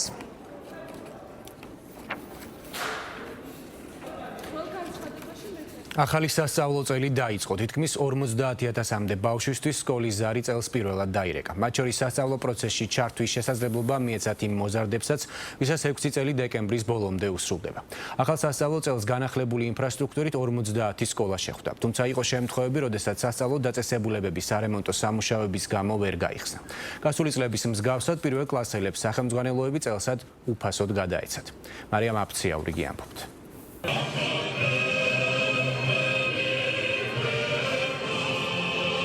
როგორც მთელს საქართველოში თბილისის 53 საჯარო სკოლაშიც ახალი სასწავლო წელი საქართველოს ჰიმნით დაიწყო. ეს არის ერთ-ერთი სკოლა, რომელსაც რეაბილიტაცია ჩაუტარდა. სწორედ ამ სკოლაში იმყოფებოდა განათლების და მეცნიერების მინისტრი განათლების კომიტეტის თავმჯდომარესთან ერთად.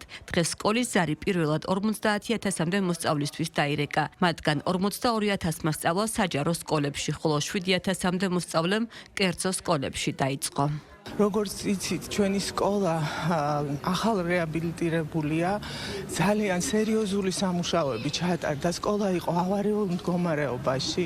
სკოლა უზრუნველყოფილია ყველა იმ მაღალი სტანდარტების შესაბამისი სერვისებით, უსაფრთხოების ნორმები უმაღლეს დონეზეა დაცული. ვარ პირველ კლასში და ძალიან მიხარია, რომ პირველ კლასში შევედი, იმიტომ რომ მინდა რომ სკოლაში კარგად ვისწავლო და განათლება მივიღო. პირველი კლასელი ვარ და ძალიან მიხარია სკოლის დაწყება. დამხვდა ეს წიგნები და დამხვდა ეს კომპიუტერი.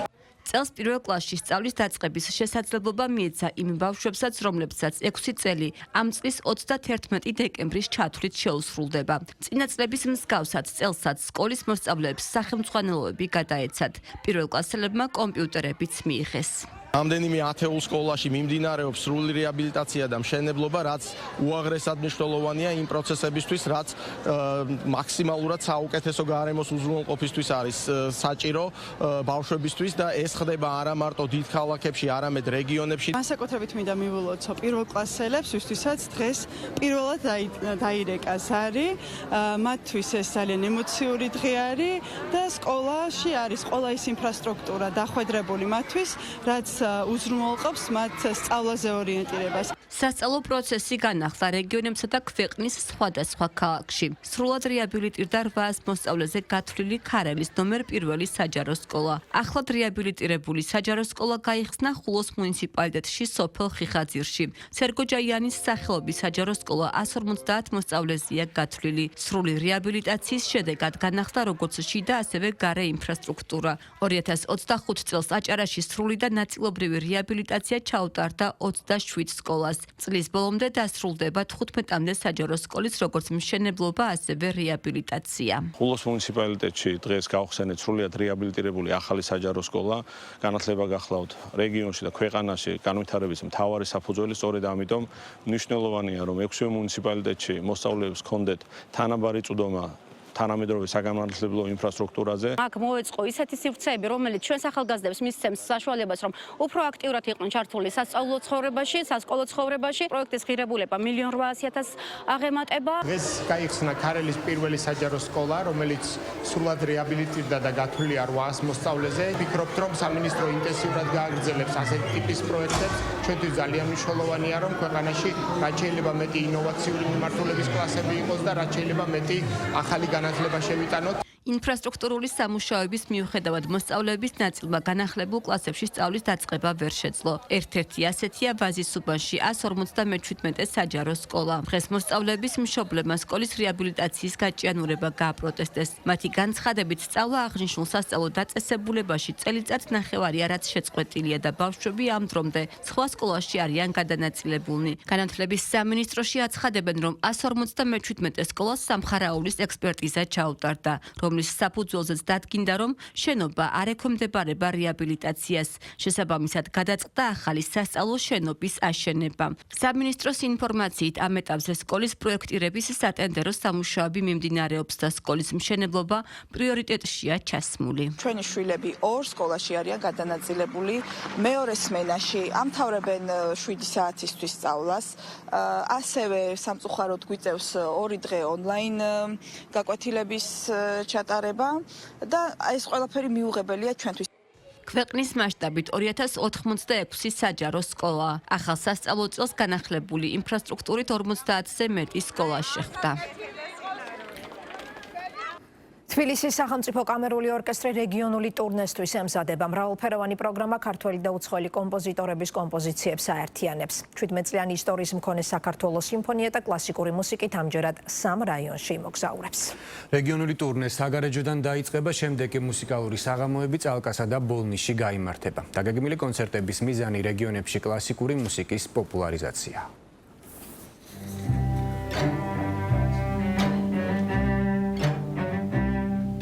ცნობილი ქართველი და ევროპელი კომპოზიტორების ნაწარმოებებს თბილისის სახელმწიფო კამერული ორკესტრი საქართველოს რეგიონებში დაგეგმილი ტურნესთვის ამზადებს.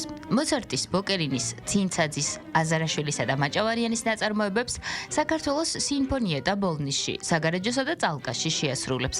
რეგიონული პროგრამით ორკესტრი ახალ საკონცერტო სეზონს გახსნის. პროგრამა ნახევრად იქნება კლასიკური, მოცარტის ნაწარმოები, ბოკერინის ნაწარმოები და რა თქმა უნდა, რახან რეგიონებია, ქართული მუსიკაც გაჟღერდება, რაც ძალიან მოსწონთ საქართველოში ქართული მუსიკა, რა თქმა უნდა მოსწონდეთ. რაც შეეხება მომზადებას, სეზონს ხსნით ზუსტად ამითი, ან რეპეტიციები, რაც გერმანიიდან ჩამოვედით, ძირითადად ამაზე იყო.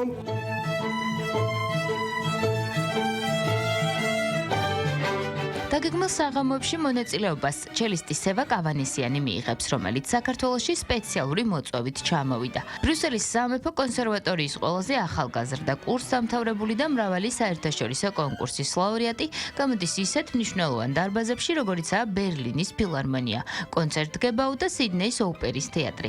2013 წლიდან ის ბელგიის ეროვნული ორკესტრის პირველი ჩელისტია.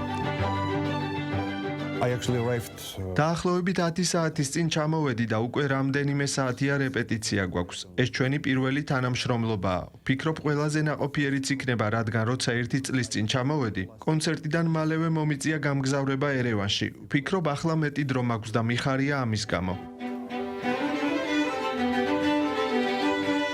რეგიონული ტურნე საქართველოს კულტურის სამინისტროს მხარდაჭერით გაიმართება და მისი მიზანი საქართველოს რეგიონებში კულტურის განვითარებისა და კლასიკური მუსიკის პოპულარიზაციის ხელშეწყობა.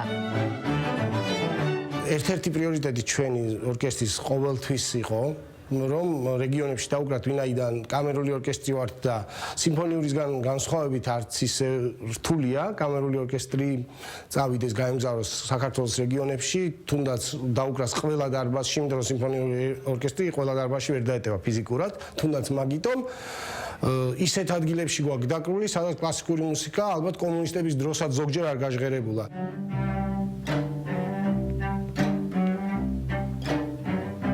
თბილისის სახელმწიფო კამერული ორკესტრი, საქართველოს სიმფონია და კავკასიის რეგიონში პირველი ბაროკოს ორკესტრია, რომელიც 2008 წლიდან მართავს კონცერტებს, მათ შორის ისეთ ცნობილ დარბაზებში, როგორიცაა კონცერტ ჰაუს ბერლინი, კონცერტ გებაუ ამსტერდამი და სხვა. ორკესტრი რეგულარულად მონაწილეობს საერთაშორისო ფესტივალებში და გამოცემული აქვს 10 კომპაქტ დისკი. ორკესტრის პირველი კონცერტი 18 სექტემბერს საგარეჯოს კულტურის სახლში გაიმართება. რის შემდეგაც საქართველოს სიმფონია და წალკით ნომერ 1 საჯარო სკოლას ეწვევა. დასკვნითი კონცერტი კი ბოლნისის კულტურის სახლშია დაგეგმილი.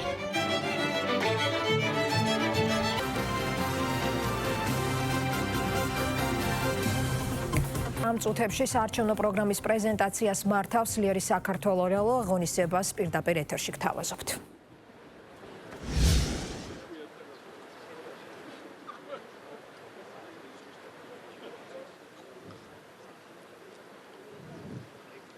ბატონებო და ქალბატონებო, გთხოვთ მივესალმოთ ბატონი თამაზ დათუნაშვილი, ლელო ძლიერი საქართველოს საარჩევნო შტაბის ხელმძღვანელი.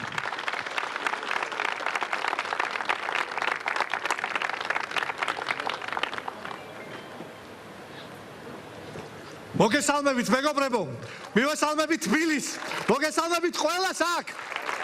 ყველას ვინც არ დაიღალეთ, ვისაც არ გეშინიათ. მიუხედავად იმ გაუსაძლისი ვითარებისა, რომელიც ამ ქვეყანაში არის. დგეხართ, იბრძვით და იბრძოლებთ ბოლომდე. იმისთვის, რომ ეს ქვეყანა აღარასდროს აღარ იყოს კორუფციის ჭაობი. იმისთვის, რომ ეს ქვეყანა აღარასდროს არ გაეხვიოს იმ უბედურებაში, რომელშიც ამ 13 წლის მანძილზე ეს ქვეყანა არის. აქედან და თქვენთან ერთად მინდა მივესალმო ყველა სინდისის პატიმარს, ყველა მებრძოლს, ყველა იმ ადამიანს, რომელიც დღეს იჩაგრება სისტემის მიერ, ვინც იბრძვის ბოლომდე განურჩევლად მისი პროფესიისა, პარტიული კუთვნილებისა თუ იდეებისა, ყველა სამოქალაქო აქტივისტებს, პოლიტიკოსებს და სხვებს და განსაკუთრებით მინდა მივესალმო მათ, ვინც ეს ამბავი გამოცადეს სულ ცოტა ხნის წინ, ვინც ამ ბრძოლას ჩვენთან ერთად სათავეში უდგას. მე მინდა მივესალმო ბადრი ჯაფარიძეს და მამუკა ხაზარაძეს, რომელიც დღეს ჩვენთან ერთად არიან პირველად ამ ღონისძიებაზე. მადლობა თქვენ ამ ბრძოლისთვის.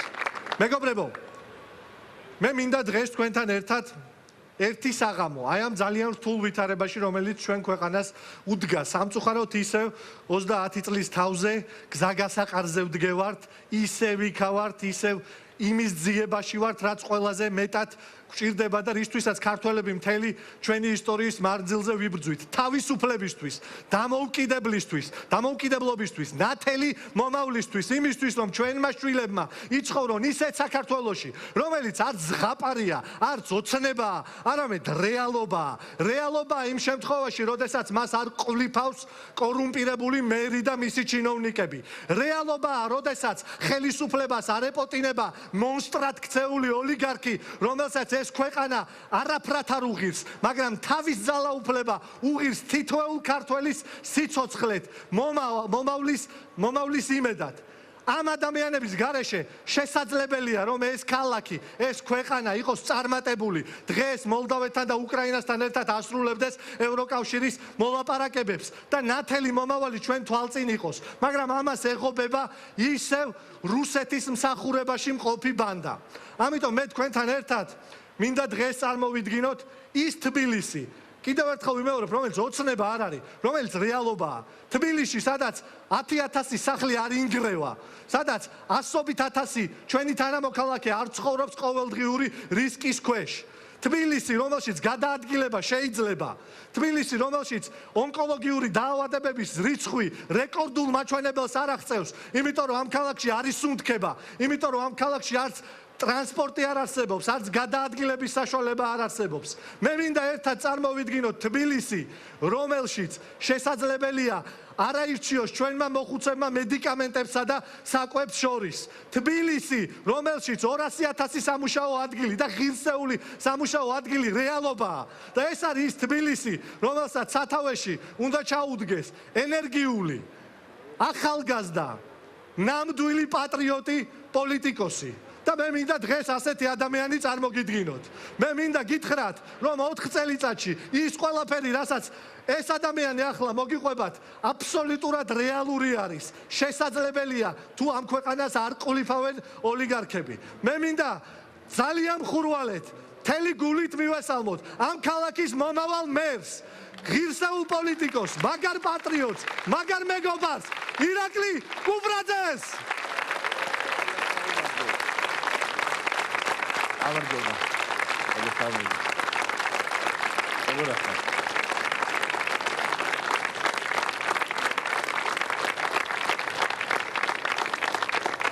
მოვიდეთ, გვეჩქარება, დრო არ უნდა დავკარგოთ. მადლობა თაზო. მოგესალმებით მეგობრებო. ესე იგი ბევრწლიანი ბრძოლის, წინააღმდეგობის, საპროტესტო აქციების, ურთიერთმხარდაჭერის პარალელურად აუცილებელია ჩვენ ვისაუბროთ რეალურ ნამდვილ საქმეზე, რაც ჭირდება ჩვენს მოქალაქეებს, რაც ჭირდება ჩვენს დედაქალაქს და მე მინდა მოგიყვეთ რა უნდა გავაკეთოთ ჩვენ ერთად თქვენთვის, თბილისელებისთვის, აი სწორედ ამ გუნდთან ერთად, რომელსაც ახლა მე თვალწინ ხედავ ადამიანებს, პროფესიონალებს, პედაგოგებს, ბაღის, სკოლის პედაგოგებს, მშენებლებს, არქიტექტორებს, სტუდენტებს და ხედავ ჩემს ორ ძვირფას მეგობარს, რომელიც დაგვიბრუნდა ბრძოლის ველიდან სხვა ბრძოლის ველზე და ეს პროგრამა და ეს საქმე სწორედ მათთან ერთად უნდა გაკეთდეს. მე მივესალმები მამუკას და ბადრის. მეგობრებო, თბილისი როგორც კავკასიის მთავარი ევროპული ქალაქი დღეს სამწუხაროდ აღარ არსებობს. აღარ არსებობს იმ უპერსპექტივობის გამო, რაც ივანიშვილმა ჩვენს ქვეყანაში დაატრიალა. აღარ არსებობს ის იმედი, რომელიც თითქოს და დაგვაჯერა, თქვა, რომ არაფერი არ გამოგივათ. და ჩვენ ყოველთვის ვამბობთ, რომ ბრძოლას ყოველთვის აქვს აზრი. და თბილისი თქვენთან ერთად, თბილისელებთან ერთად გახდება კავკასიის მთავარი ევროპული ქალაქი. ყველას უნდა გვახსოვდეს, რომ თბილისი მიუხედავად იმისა, რომ მხოლოდ 1% უჭირავს საქართველოს ტერიტორიის, დედაქალაქში ცხოვრობს საქართველოს მოსახლეობის ნახევარი. სწორედ საქართველოს მოსახლეობის ნახევარი, თითქმის ნახევარი დედაქალაქში ქმნის სწორედ იმ მთავარ ეკონომიკურ დოვლათს, რომელიც ჩვენს დედაქალაქს ჭირდება და შემდეგ ასრულებს მთელს ქვეყანას. ჩვენთვის მთავარია, რომ წარმოგიდგინოთ ჩვენი 6 მთავარი პრიორიტეტი, 9 მთავარი პრიორიტეტი, რომელიც 4 წლის განმავლობაში გაკეთდება. ეს არის თბილისის განვითარების რეალური, ნამდვილი საჭიროებებზე მორგებული გეგმა. პირველი, ახალი სარტყელი, ახალი შესაძლებლობა ჩვენი დედაქალაქისთვის. თბილისი როგორც მწვანე ქალაქი, საზოგადოებრივი ტრანსპორტის მოდერნიზება და განვითარება, უსაფრთხო სამშენებლო პოლიტიკა, თბილისი ავარიული სახლების გარეშე, მიუსაფარი ცხოველების პრობლემების სისტემატიური გადაწყვეტა, სისტემური გადაწყვეტა, ჯანდაცვის განვითარება და უფასო მედიკამენტები, ახალი სოციალური პოლიტიკა და თბილისი როგორც სუფთა ქალაქი, ყველაზე ევროპული და სუფთა ქალაქი. მე მინდა პირველ პუნქტზე მოგიყვეთ. ყველა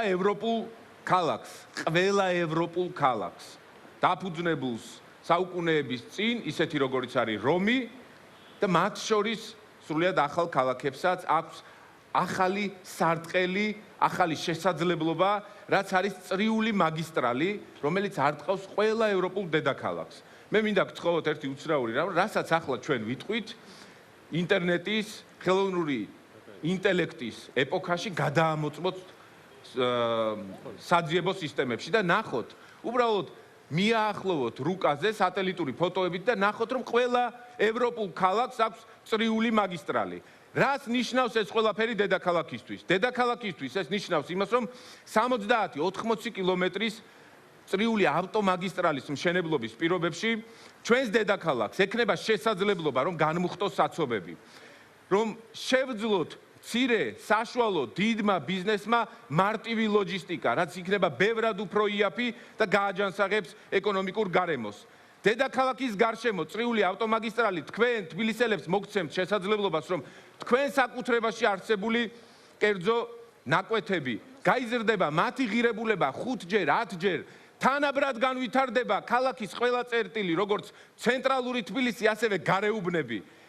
წრიული ავტომაგისტრალი, ახალი სარტყელი და ახალი შესაძლებლობა სწორედ ამისთვის არის. ეს დღეს ჩვენ შესაძლებლობას მოგცემთ 20 წუთის შუალედში დავფაროთ ნებისმიერი დისტანცია დედაქალაქის მასშტაბით, ახალი ეკონომიკური შესაძლებლობებით, ახალი სამუშაო ადგილებით, გააჩინოს ბიზნესის ახალი კერები დედაქალაქში. ეს არის ის იდეა, რომელიც ევროპულმა ქალაქებმა უახლოესი 10 წლეულების განმავლობაში, სადაც არ არსებობდა ეს, განახორციელეს და ამით ხელი შეუწყეს ქალაქის სწორ განვითარებას და ხელი შეუწყეს ახალი სამუშაო ადგილების შექმნას.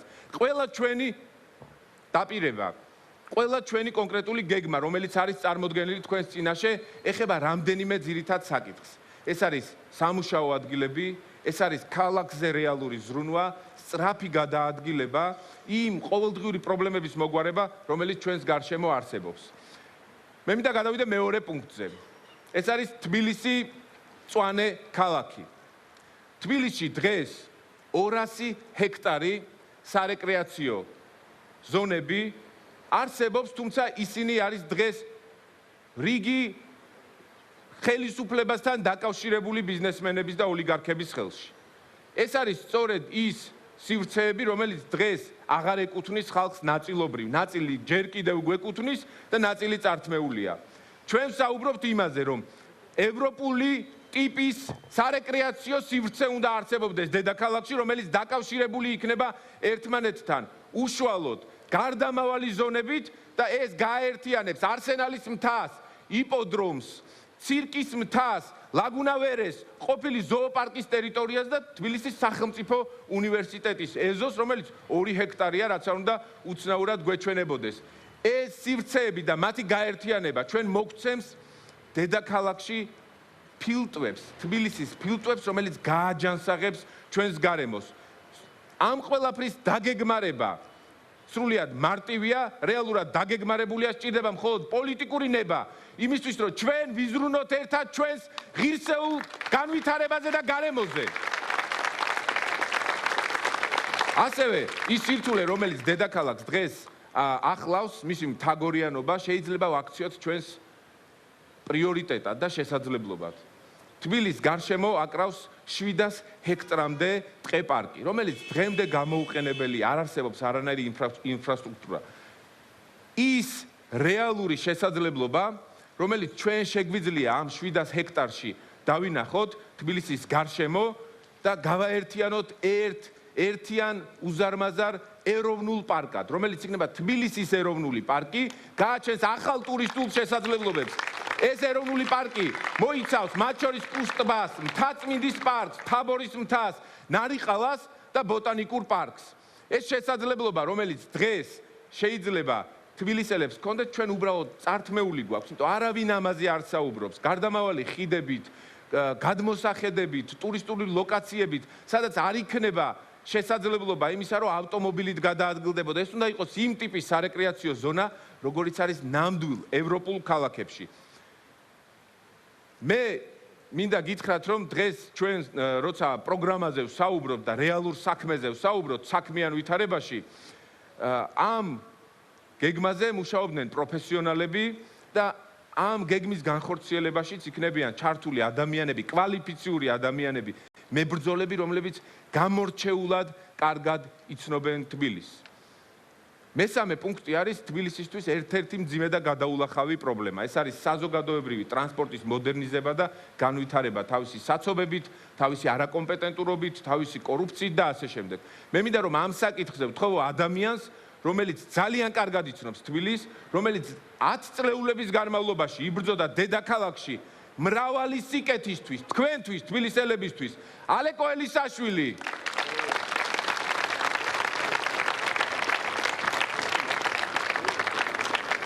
ვიესალმები ალეკოს. სამშობლოს მოგესალმებით. ტრანსპორტზე ვილაპარაკოთ, დაიწყო სკოლა, დაიწყო საცობების ჯოჯოხეთი, ხო? ყველამ ვიცით, კბილთა ღრჭენაა და ერთი ვაება. სინამდვილეში ციდან არ ჩამოფრენილა ეს პრობლემა, უცბად ერთ სისმარე დღეს არ გაჩენილა საცობები, კონკრეტული წინაპირობები აქვს. მშენებლობებზე მე იქნება ლაპარაკი პირველი. ეს არის ქაოტური განაშენიანება. ნებართვები, რომლებსაც მექრთამეობის გამო გასცემენ ისე რომ არაფერს არ ითვლიან. 3 მეტრის სიგანის ქუჩაზე 70 სანტიმეტრიან ცათამბჯენებს აშენებენ და უამრავი კიდე ნებართვა და ეს არის ერთ-ერთი ეს ქაოსის შედეგი და მეორე ურბანული განაშენიანების ქაოსი და მეორე გაუმართავი საზოგადოებრივი ტრანსპორტი.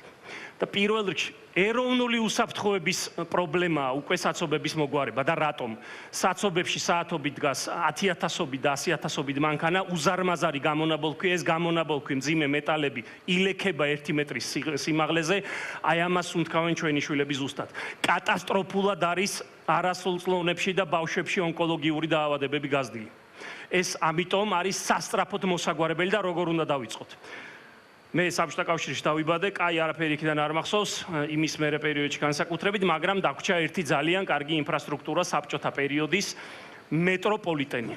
ტრანსპორტის პრობლემის მოგვარება და საზოგადოებრივი ტრანსპორტის მოდერნიზება უნდა დავიწყოთ მეტროთი.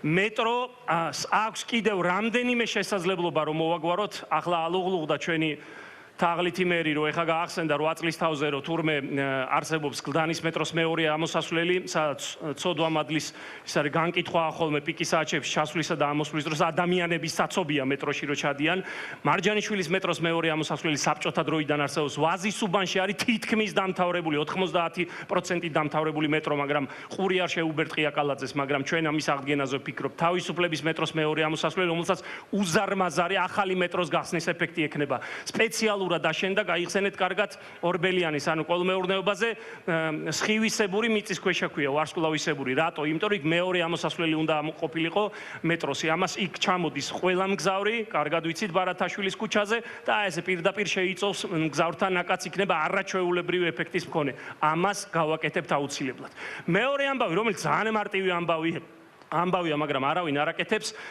მეტროზე უნდა მოხდეს სატრანსპორტო ქსელის დაშენება და თბილისში უნდა გაიყოს მარშრუტები, უნდა იყოს ძირითადი მარშრუტები და პერიფერიული მარშრუტები. არ უნდა დადიოდეს არატევადი ტრანსპორტი ძირითად მარშრუტებზე. დღეს რა გვაქვს, რომ მეტროს ხაზის თავზე მიდის რამდენიმე ხაზი ავტობუსის და პარალელურად მიყვება მარშრუტკების რამდენიმე ხაზი და არიან ერთმანეთის გადასწრებაში. ასე არ უნდა ხდებოდეს. ინტეგრირებული უნდა იყოს. ეს ძალიან მარტივია. უბრალოდ უნდა დაჯდე და გადაანაწილოს სწორად.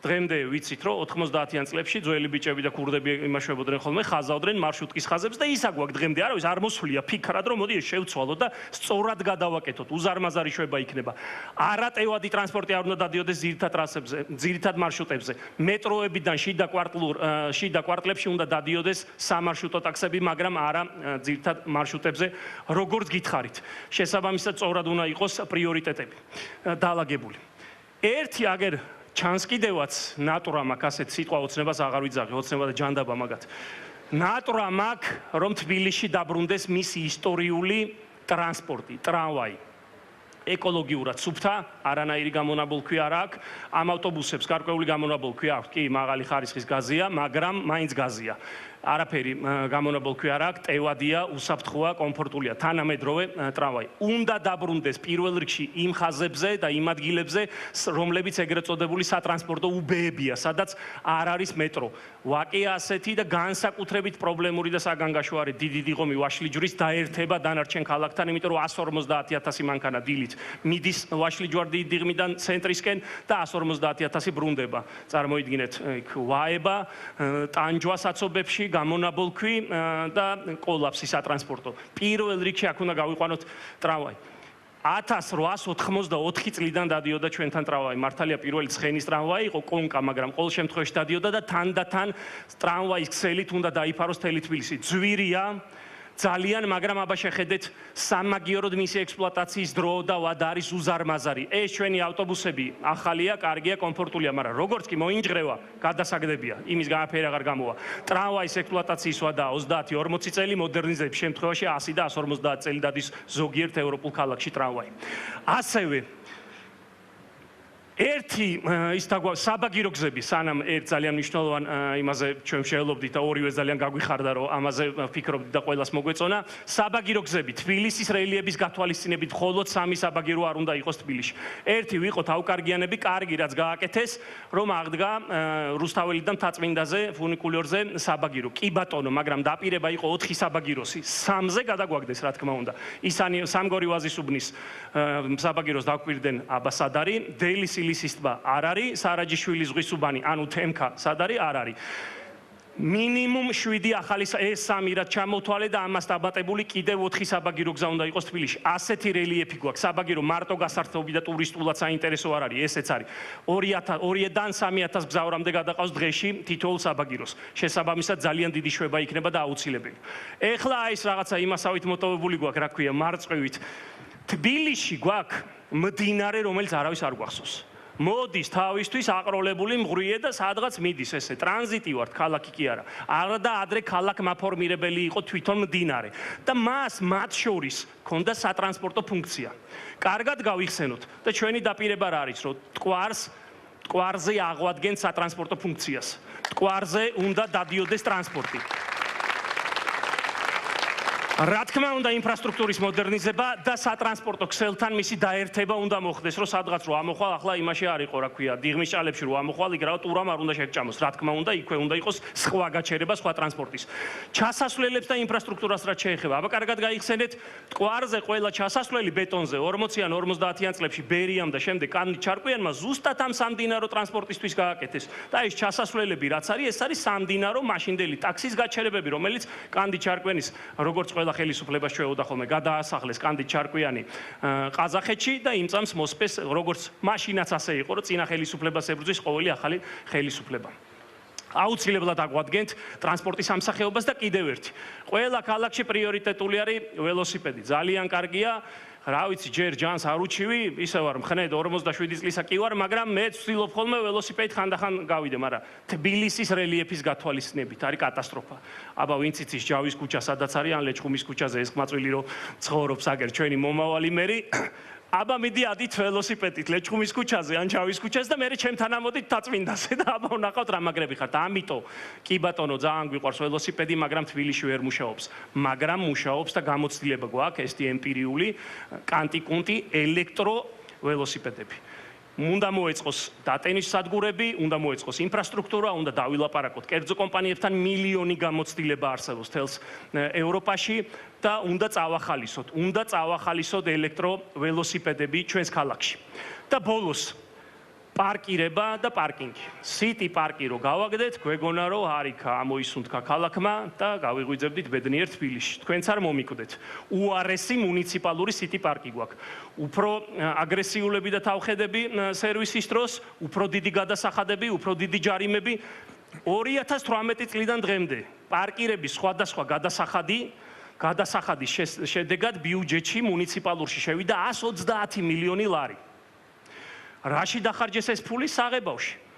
ამათვის პარკინგის ადგილი არის ქუჩა. მიივლენ, მითხიპნიან, რომ სიტი პარკს რას ვაყვედურობდით სხვას, ხო, რომ ქუჩას ღებავდნენ და მეც არაფერს არ აკეთებდნენ. 130 მილიონი ჩვენი ჯიბეებიდან პარკინგის საფასურო ჯარიმები ამოიღეს, არაფერი არ გაუკეთებიათ ქუჩების დახაზვის გარდა. არა და ჯერ კიდევ ნარმანიას დროს, აი აქაც ვაგზალზე, სადაც ახლა პრეზენტაცია გვაქვს, უნდა აშენებულიყო მიწისქვეშა, მიწისზედა პარკინგი და 10 ლოკაცია იყო შერჩეული. თბილისის 25 ლოკაციაზე. ჩვენ ავაშენებთ აი ამ ჯარიმებიდან შემოსული თანხა, ხონდა ჩაბრუნდეს და ხონდა იყო პირნათელი საკუთარ მოქალაქესთან, არა გაჯარიმებ შენგან თანხას ვიღებ, მაგრამ რისთვის ხმარობ? ის მიდის და ლამბორჯინებს ყიდულობს ის. ჯერ კიდევ მერი რო არის. ჩვენ ამ ფულს მოვახმართ 25 ლოკაციაზე მიწისქვეშა და მიწისზედა მუნიციპალური პარკინგის სივრცეების აშენებას, რომ ერთხელ და სამუდამოდ ამ ქალაქმა პარკინგის თვალსაზრისით ამოისუნთქოს. ეს არის მოკლედ ცლად უფრო აქ შეგიძლიათ ჩვენს დაბეჭდილ გეგმაში წაიკითხოთ, ანუ ვებგვერდზე შეხვიდეთ, შემდეგ ვიკამათოთ ძალიან დიდი სიამოვნებით ზადვართ ამაზე ვიკამათოთ. ბატონო მერო, ეს რაც შეეხებოდა ტრანსპორტს. მადლობა. ალეკო მნიშვნელოვანი საკითხი შეეხო მართლა ეროვნული ინტერესის და ეროვნული საკითხია დედაქალაქში სატრანსპორტო პოლიტიკის მოგვარება, პრობლემების მოგვარება. ყოველწლიურად ჩვენს დედაქალაქში უამრავი ადამიანი დგება ჯანმრთელობის და ჯანდაცვის პრობლემის წინაშე. ყოველწლიურად საქართველოში ძიმე სათქმელია, მაგრამ 10,000-მდე ადამიანს ეუბნებიან ძიმე სიტყვებს, რომ მათ აქვთ ონკოლოგიური დაავადებები. 10,000 ადამიანს. აქედან ნახევარზე მეტი მოდის თბილისზე. და ამ ყველაფრის ერთ-ერთი მნიშვნელოვანი გამომწვევი მიზეზი სავარაუდოდ არის სწორედ დაბინძურებული ჰაერი, რომელზეც პერიოდულად მოგდის ხოლმე ინფორმაცია, ისიც საელჩოების მიერ ქველმოქმედების ნიშნად დადგმულ ჰაერის ხარისხის მაკონტროლებელი სადგურებიდან. მე გეუბნებით და გაძლევთ გარანტიას ჩვენს გუნდთან ერთად, რომ ახალი ადმინისტრაცია და მთავრობა დედაქალაქის იქნება ის, რომელიც ამ პრობლემას მოაგვარებს, იმიტომ რომ არ შეიძლება ჩვენ ყოველწლიურად ათასობით ბავშვს ვუსვამდეთ საზოგადოება დიაგნოზს ონკოლოგიური დაავადების და პატიობდეთ საკუთარ თავს იმ ჯოჯოხეთს, რასაც ჩვენ დედაქალაქს ვუკეთებთ, საკუთარ თავებს ვუკეთებთ და ყველას ეს ნათლად უნდა გვესმოდეთ. ამიტომ სატრანსპორტო პოლიტიკის ნაწილში ხისტი გადაწყვეტილება იქნება ეს, სწრაფი სამოქმედო გეგმა იქნება, არაფერზე უკან არ დავიხევთ, იმიტომ რომ ეს ეხება ჩვენი შვილების მომავალს, ჩვენს დედაქალაქს და ჩვენს ეროვნულ ინტერესს. ამ ყველაფრის გაგრძელება არის მეოთხე პუნქტი, ეს არის უსაფრთხო სამშენებლო პოლიტიკა. ბოლო 13 წლის განმავლობაში და მათ შორის წინა ხელისუფლების დროსაც წინა ხელისუფლების ქალაქის მთავრობამ დაუშვა უმძიმესი შეცდომები და ერთ-ერთი თვალსაჩინო მაგალითი არის მაგალითად სპორტის სასახლე და უკან არსებული მართლა ურბანული ჯოჯოხეთი, ხან ბეტონის ჯუნგლებს ვეძახით, ხან რა სიტყვა მოუფიქრეთ, მაგრამ პრობლემა ვერ გადავჭერით. პრობლემა ვერ გადავჭერით, იმიტომ რომ არასწორ მიდგომებს ვიყენებთ ხელისუფლებებთან მიმართებაში. არ ვთხოვთ ყოველთვის პასუხს. ჩვენ ვამბობთ, რომ პირველ რიგში რაც სამშენებლო ურბანული ჯოჯოხეთის მოგვარებას უნდა შეეხოს, ეს არის კეთილსინდისიერება და ურბანული გეგმა, ქალაქის გენერალური გეგმა, რომელზე გადახვევაც უნდა იყოს დასჯადი. შეუძლებელია, რომ ერთ დღეს ცხოვრობდეთ თქვენ საცხოვრებელ სახლში, საძინებლიდან იყურებოდეთ, უყურებდეთ რაღაცა მწვანე საფარს და მეორე დღეს კედელი ამოშენდეს თქვენთან. ამ დღეების, კვირეების, ბოლო 2 თვის განმავლობაში აქტიურად დავდივართ, მანამდეც დავდიოდით, მაგრამ აქტიურად დავდივართ კონკრეტულ ლოკაციებზე, დედაქალაქის სხვადასხვა უბანში და ვხედავთ ნიკუშაზის აქ ერთ-ერთ უბანში ვიყავით სტუმრად, სადაც პარკინგის შესასვლელი ამოუშენა მეზობელმა დეველოპერულმა კომპანიამ. პარკინგის შესასვლელი ამოუშენა. უბრალოდ რამდენიმე დაახლოებით 20-მდე ოჯახს, რომელსაც პარკინგი შეძენილი ჰქონდა, შესასვლელი ამოუშენა სხვა კორპუსმა. არაფერს ვამბობ იმაზე, რომ სახანძრო უსაფრთხოებაც კი დაუცველია რიგ სამშენებლო მოედნებზე და უბნებში სახანძრო მანქანაც კი ვერ მიუდგება, სამაშველო ოპერაცია რო იყოს საჭირო. ეს არის არაკომპეტენტურობის და კორუფციის შედეგი. ჩვენი გადაწყვეტილება, ჩვენი პოზიცია, ჩვენი რწმენა და ჩვენი საქმე იქნება ორიენტირებული მხოლოდ კეთილსინდისიერ პოლიტიკაზე, კვალიფიციურობაზე, ნამდვილი რეალური ურბანისტების მოწვევაზე და მათთვის რეალურად ისინი უნდა იყვნენ ამ პოლიტიკის გამსაზღვრელი და ჩვენ შევძლებთ რომ ეს გავაკეთოთ, რომ დავიცვათ ხარისხი, არ დავაზიანოთ სხვა მოქალაქის ინტერესი, თუმცა ხელი შევუწყოთ რეალურ ხარისხიან ევროპულ სამშენებლო პოლიტიკას და სამშენებლო ბიზნესს ამ ქვეყანაში. დეველოპერს როცა გაიგონებს თბილისელი მოქალაქე, მას არ უნდა ეშინოდეს და მას არ უნდა უჩნდებოდეს უარყოფის განცდა. კეთილსინდისიერ სამშენებლო ბიზნესს ჩვენ დავუდგებით აუცილებლად მხარში და მხარს დაუჭერთ. მეხუთე პუნქტი, თბილისი ავარიული სახლების გარეშე. ბოლო პერიოდის განმავლობაში ჩვენ ვართ ერთადერთი პოლიტიკური გუნდი, რომელმაც ავარიული სახლების პრობლემა წამოვწიეთ დღის წესრიგში. ავარიული სახლების პრობლემა და უნდა გვესმოდეს, როცა ვამბობთ, ყურიც მიეჩვია ამ ყველაფერს. 10,000 ავარიული სახლი დედაქალაქში. ოღონდ 10,000 ავარიულ სახლს როცა ვამბობთ, მაგალითისთვის, როცა ჩვენ ვიყავით ვაზის უბანში, დიდ დიღომში და სხვადასხვა უბნებში, ერთ სახლად ითვლება 9 სართულიანი კორპუსი, სადაც 10-ობით ოჯახი ცხოვრობს და 100-ობით მოქალაქე და ბავშვი. და 10,000 ავარიული სახლია ასეთი ამ ქალაქში. 10,000 ავარიული სახლი, რომელშიც მყოფი ადამიანები სიკვდილის სიცოცხლის რისკის ქვეშ არიან. ამ დროს რეალური გადაწყვეტილებები, ადგილმონაცვლეობა, ჩანაცვლება, ავარიული სახლების გამაგრების პოლიტიკა არ არსებობს. გამოყოფილი 20 და 25 მილიონი ლარი არის სასაცილო თანხები. როცა მაგალითად თაწმინდაზე ვიყავით, მე და ლანა გალდავა, აღმოვაჩინეთ იქ, რომ 15 წლის წინ გაიყვანეს ავარიული სახლიდან მოქალაქე, რომელსაც ქირას უხდიან და ამ დროს ქირაში გადახდილი თანხა რამდენიმე ოჯახისთვის 9 მილიონია, ხალხო. ეს არის არაკომპეტენტურობის მაჩვენებელი. ჩვენ ვამბობთ, რომ ავარიული სახლების პრობლემა ყისიერად უნდა გადაიჭრას დედაქალაქში. ჩვენ უნდა დავაძღვიოთ საკუთარი თავი არსებული ტრაგედიებისგან და მერე არ უნდა ვიყოთ ვაივიში, რომ ეს შეცდომა დავუშვით, სადღაც ძალისხმევა დავაკელით. 10,000 სახლი, სადაც ცხოვრობს 100,000-ობით მოქალაქე, თბილისელი სასწრაფოდ უნდა იყოს ჩანაცვლებული, რეაბილიტირებული ან გამაგრებული. ჩვენთვის მნიშვნელოვანი და გადამწყვეტია, რომ შეიქმნას 1 მილიარდიანი ფონდი, 1 მილიარდი ლარი, რომელიც უნდა მიემართოს ავარიული სახლების რეაბილიტაციას და ჩანაცვლებას. არსებობს ევროპული ფონდები, რომლებიც უჭერენ მხარს ჩვენი მდგომარეობაში მყოფ მსგავს სახელმწიფოებს და ეს არაერთხელ, ეს მხარდაჭერა არაერთხელ მიგვიღია, მაშინ როცა კარგი ურთიერთობა გქონდა ევროპულ დასავლურ სამყაროსთან. ცალსახად ვამბობთ, რომ 1 მილიარდი ლარის მობილიზება 4 წლის განმავლობაში ჩვენ შეგვიძლია და თქვენთან ერთად ამას გავაკეთებთ. მე-6 პუნქტი, მიუსაფარი ცხოველები, მათზე ზრუნვა და იმ რეალური პრობლემის მოგვარება, რომელიც ქუჩაში ხვდება მოქალაქეებს, რომლებსაც უყვართ მიუსაფარი ცხოველები, გვიყვარს მიუსაფარი ცხოველები, მე მყავს ჩემი შინაური ცხოველიც, უბანში მიკედლებული მიუსაფარი ძაღლებიც და ეს არის გამოხატულება იმ ზრუნვის, რომელიც საზოგადოებას სჭირდება. საზოგადოება, რომელიც არ ზრუნავს მიუსაფარ ცხოველზე, მას სჭირდება მეტი ყურადღება, რომ ეს პრობლემა მოაგვაროს. ამ წლების განმავლობაში მოქალაქეებს სჭირდებათ მეტი მხარდაჭერა საზოგადოების მხრიდან. ჩვენ შევხვედრივართ უფლებადაცვით ორგანიზაციებს, უფლებადამცველ მოქალაქეებს, რომლებიც პირადი შესაძლებლობებით და რესურსებით ზრუნავენ მიუსაფარ ცხოველებზე. ჩვენი გადაწყვეტილებით ცალსახად უახლოეს მომავალში 5 ოქტომბრიდან შეიძლება ითქვას, ცხოველთა დაცვის სააგენტოს ბიუჯეტი გაიზრდება 3-ჯერ იმისთვის, რომ ეფექტურად მოხდეს მიუსაფარი ცხოველების მათი პოპულაციის მართვა და ზრუნვა რეალურად მათზე. ჩვენთვის მნიშვნელოვანია და ცალსახაა, რომ მოქალაქეები, რომლებიც ჩვენ გარშემო არიან, აქაც არიან თათია ჯიმშიტაშვილი და ჩვენი მეგობრები, რომლებიც ყოველთვის ზრუნავენ და მათგან ყოველთვის ხედავ მაგალითად ისტორიებს, როგორ შეხვდა დაზიანებული მიუსაფარი ცხოველი ავტომობილით, როგორ გადაჰყავთ სადღაც ვეტერინარულ კლინიკაში, ვერ პოულობენ, რიგში არიან, არ მიიღეს და ასე შემდეგ. ცხადი და მნიშვნელოვანი არის ის, რომ ცხოველთა დაცვის სააგენტომ უნდა შეიძინოს მობილური ვეტერინარული კლინიკები, რომლებიც მოემსახურება ჩვენს გარშემო არსებულ მიუსაფარ ცხოველებს, იმისთვის რომ მათზე იზრუნოს, ისინი გადაარჩინოს და შექმნას ჰუმანური გარშემო, ზრუნვის გარემო ჩვენს დედაქალაქში. მიუსაფარი ცხოველების პრობლემა უნდა იყოს ამ ქვეყანაში და ამ დედაქალაქში, ჩვენს თბილისში გადაწყვეტილი. მე-7 ჯანდაცვის განვითარება და უფასო მედიკამენტები. რატომ არის ეს საკითხი მნიშვნელოვანი?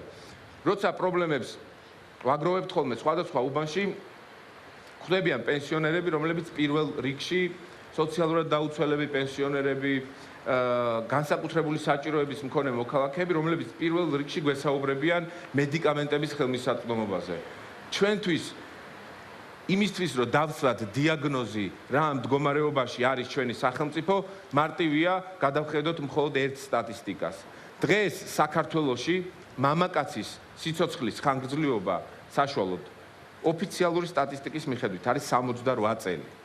ქალბატონების მხოლოდ და მხოლოდ 74 წელი. მაშინ როცა განვითარებულ ევროპულ ქვეყნებში სიცოცხლის ხანგრძლივობა არის 80-90 წელი, საშუალო ხანგრძლივობა ქალბატონებშიც, მამაკაცებშიც და ეს ყველაფერი მიუთითებს ჩვენი ჯანდაცვის სისტემის ძალიან მძიმე მდგომარეობაზე. ჩვენ გვყავს ექიმები, რომლებიც იბრძვიან, რომლებიც შრომობენ პირობების მიუხედავად, ცუდი პირობების მიუხედავად, დაბალი ხელფასების მიუხედავად, მაგრამ სახელმწიფოს მხარდაჭერის გარეშე შეუძლებელი იქნება, რომ ჩვენ შევძლოთ სიცოცხლის ხანგრძლივობის გაზრდა, ბედნიერი, კეთილდღეობით სავსე სიცოცხლის ხანგრძლივობა. ამისთვის საჭიროა, რომ მუნიციპალური პროგრამით დაფინანსდეს ყველა ის აუცილებელი მედიკამენტი. დღეს ამ ქალაქში ადამიანს არ უნდა უჭირდეს წნევის წამლის ყიდვა და უჭირთ. ამას გვეუბნებიან, წერენ, გვიზიარებენ და მნიშვნელოვანია, რომ საზოგადოება შედგეს საზოგადოებად, მაშინ იმ შემთხვევაში თუ იქ იქნება ხანდაზმული, განსაკუთრებული საჭიროების მქონე მოქალაქე დაფასებული. ამიტომ მუნიციპალური პროგრამა, რომელიც დააფინანსებს ყველა აუცილებელ მედიკამენტს ჩვენი მოქალაქეებისთვის, იქნება აუცილებლად ახალი მერიის და ახალი საკრებულოს პრიორიტეტი. დარწმუნებულები ვართ, რომ გარდა იმისა, უნდა ვზრუნავდეთ აქამდე დაშვებული შეცდომების გამოსწორებაზე, ასევე მნიშვნელოვანი და მთავარი არის პრევენცია. და პრევენცია შესაძლებელია მხოლოდ ორი მიმართულებით. ერთი, რასაც ვეძახით, სკრინინგი, გადამოწმება, მუდმივად წინასწარ ვიცოდეთ ჩვენი ჯანმრთელობის მდგომარეობა ადრეულ ეტაპზე, ვცადოთ საკუთარი ჯანმრთელობის მდგომარეობის გამოსწორება და ჯანსაღი ცხოვრება. ჯანსაღი ცხოვრება და 25 სპორტ კომპლექსი დედაქალაქში, რომლის მშენებლობაც აუცილებლად დედაქალაქში განხორციელდება. ნამდვილი სპორტ კომპლექსები, რომლებიც მოემსახურება მოქალაქეებს, აუზები, რომელიც შექმნის ჯანსაღ მომავალ თაობას. საზოგადოება და სახელმწიფო, რომელიც არ ზრუნავს მომავალ თაობაზე, ის ვერ იქნება წელში გამართული. მერვე პუნქტი, ახალი სოციალური პოლიტიკა.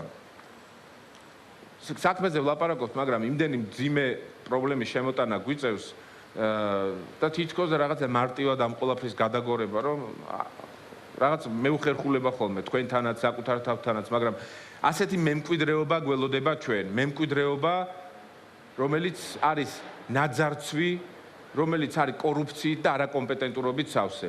ახალი სოციალური პოლიტიკის პირობებში მნიშვნელოვანია, რომ დღეს ჩვენს მომავალ თაობას საჯარო სკოლებში მივცეთ შესაძლებლობა, რომ განვითარდნენ რეალურად. რას გულისხმობ თამაში? ყველა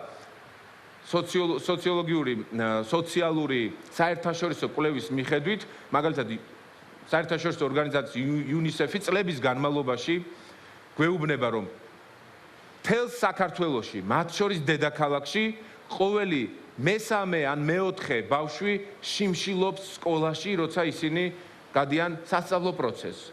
ყოველი მეოთხე და მესამე ბავშვი შიმშილს განიცდის. მე მინდა მივმართო განსაკუთრებულად მასწავლებლებს და პედაგოგებს, რომელთაც ყველაზე ნათლად იცით, შეგიმჩნევიათ გულწასული ბავშვები გაკვეთილზე, შეგიმჩნევიათ როგორ ვერ შედიან მაგალითად ბუფეტში და ვერ ყიდულობენ პატარა ფუნთუშასაც კი ამ სიღარიბის და მძიმე მდგომარეობის პირობებში. თქვენ უნდა იყოთ მასწავლებლები და პედაგოგები, ვინც ამ საკითხს წამოსწევთ ისეთ სიმაღლეზე, რომ არ არსებობდეს ამ ქვეყანაში პოლიტიკური პარტია და პოლიტიკოსი, რომელიც ამ პრობლემაზე არ ილაპარაკებს. ჩვენ ვამბობთ, რომ 100 მილიონი ლარის გამოყოფით შესაძლებელია დედაქალაქში ბავშვთა შიმშილის გადაწყვეტა სკოლებში. ყველა საჯარო სკოლაში უნდა იყოს ბავშვთა უფასო და ჯანსაღი კვება. ჩვენ უნდა ვიზრუნოთ სწორედ იმ მომავალზე, რომელიც იზრდება თქვენს შვილებზე, თქვენი მეზობლის შვილებზე, ვისაც ამის საჭიროება აქვს და ეს საჭიროება თვალნათელია ყველა კვლევის მიხედვით. ერთ-ერთი გაგრძელება იმ შიმშილის, რომელიც ჩვენს ქვეყანაში სუფევს. ყოველწლიურად სოციალურად დაუცველთა რაოდენობა იზრდება ამ ქვეყანაში. ეს ნიშნულია იმისა, მანიშნებელია იმისა, რომ საზოგადოება ღარიბდება და ამ სიღარიბის შენარჩუნებას არასწორი სოციალური პოლიტიკით ანტიქართული ოცნება ცდილობს. დღეს სოციალურ სასადილოში ერთი ადამიანის გამოკვებაზე, ერთი ულუფის მომზადებაზე სახელმწიფო ბიუჯეტიდან იხარჯება 1 ლარი და 70 თეთრი. 1 ლარი და 70 თეთრი.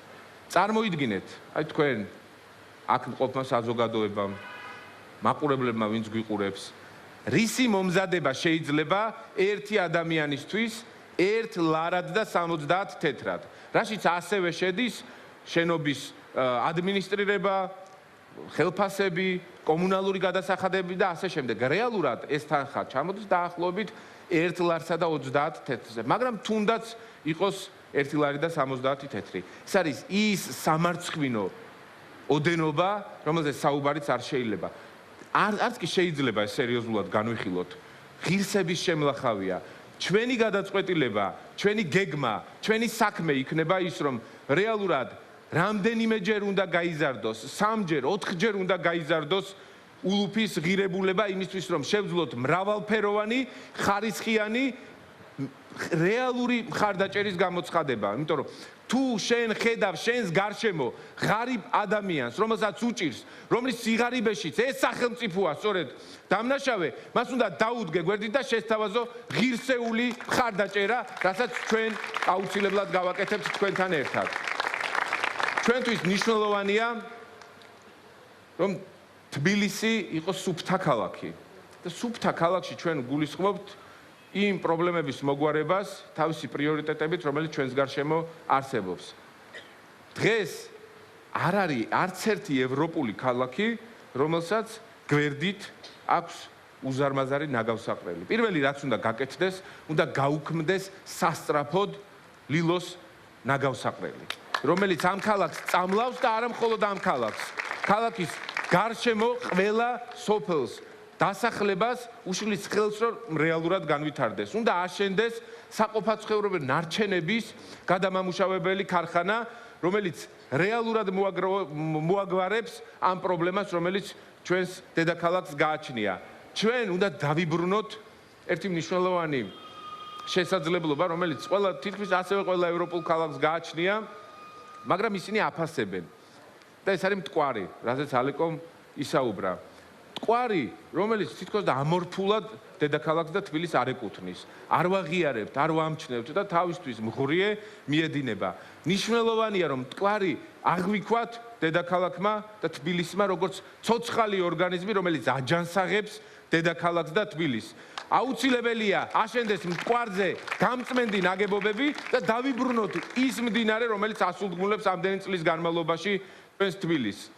მნიშვნელოვანია, რომ მერიამ დაიწყოს ჰაერის რეალური მონიტორინგი, ვიცოდეთ ჩვენი მდგომარეობა და ჰაერი, რითიც თქვენ და თქვენი შვილები სუნთქავთ. ამიტომ ერთ-ერთი მთავარი, რასაც პირველ რიგში ჩვენ გავაკეთებთ, იქნება დავუსვათ დიაგნოზი არსებულ მდგომარეობას და ვიკვლიოთ ჰაერის და წყლის მდგომარეობა ჩვენს ქალაქში, რაც ვსვამთ და რაც ვსუნთქავთ. ეს იქნება ერთ-ერთი პირველი საკითხი, რასაც ჩვენ გადავწყვეტთ. და ბოლოს, ყველა ის პრობლემა, ბოდიშს ვიხდი გულწრფელად, რომ ამდენ პრობლემაზე ვსაუბრობ. მაგრამ უნდა გვესმოდეს, რომ ყველა ის პრობლემა, რომელიც ჩვენს გარშემო ხდება, არის ერთი რამის ბრალი და ეს არის კორუფცია. კორუფცია, რაშიც ჩაძირულია ჩვენს გარშემო სახელმწიფო უწყებები. მათ შორის თბილისის მერია. ჩვენი პირველი გადაწყვეტილება, ჩემი პერსონალურად პირველი გადაწყვეტილება, მერად გახდომის შემთხვევაში იქნება ის, რომ ჩვენ მოვიწვევთ საერთაშორისო აუდიტს, რომელიც შეისწავლის ქართული ოცნების პირობებში, უпростоრად ანტიქართული ოცნების პირობებში ჩადენილ მიღებულ გადაწყვეტილებებს, ჩადენილ დანაშაულებებს, სავარაუდო დანაშაულებებს, მაგრამ ეს უნდა შეაფასოს საერთაშორისო დამოუკიდებელმა აუდიტმა, რომელმაც პასუხი უნდა გასცეს, ვინ გაძარცვა თბილისელები, ვინ შექმნა ჩვენს დედაქალაქში ამდენი პრობლემა და ვინ არის პასუხისმგებელი ამ ყველაფერზე. ასევე გულწრფელად მინდა გითხრათ, რომ არა მხოლოდ წარსულზე, 4 წლის განმავლობაში მე პირადად მზად ვარ იმ ადამიანებთან ერთად, ვინც წარდგენილები არიან, ვიცემერად ალეკო ელისაშვილი, ტატა ხვედელიანი, მზად ვართ, რომ ყოველი სამუშაო წლის ბოლოს მოვიწვიოთ საერთაშორისო აუდიტი, ოპოზიციაში მყოფმა ქართულმა ოცნებამ აწ უკვე განსაზღვროს, რომელი საერთაშორისო აუდიტი ურჩევნიათ და ჩვენ მზად ვართ, რომ თითოეული გადაწყვეტილება, რომელიც იქნება გამჭვირვალე და თბილისელების ინტერესს მორგებული, იყოს შესწავლილი და დამტკიცდეს, რომ ეს არის კვალიფიციური, სწორი და სახალხო გადაწყვეტილება.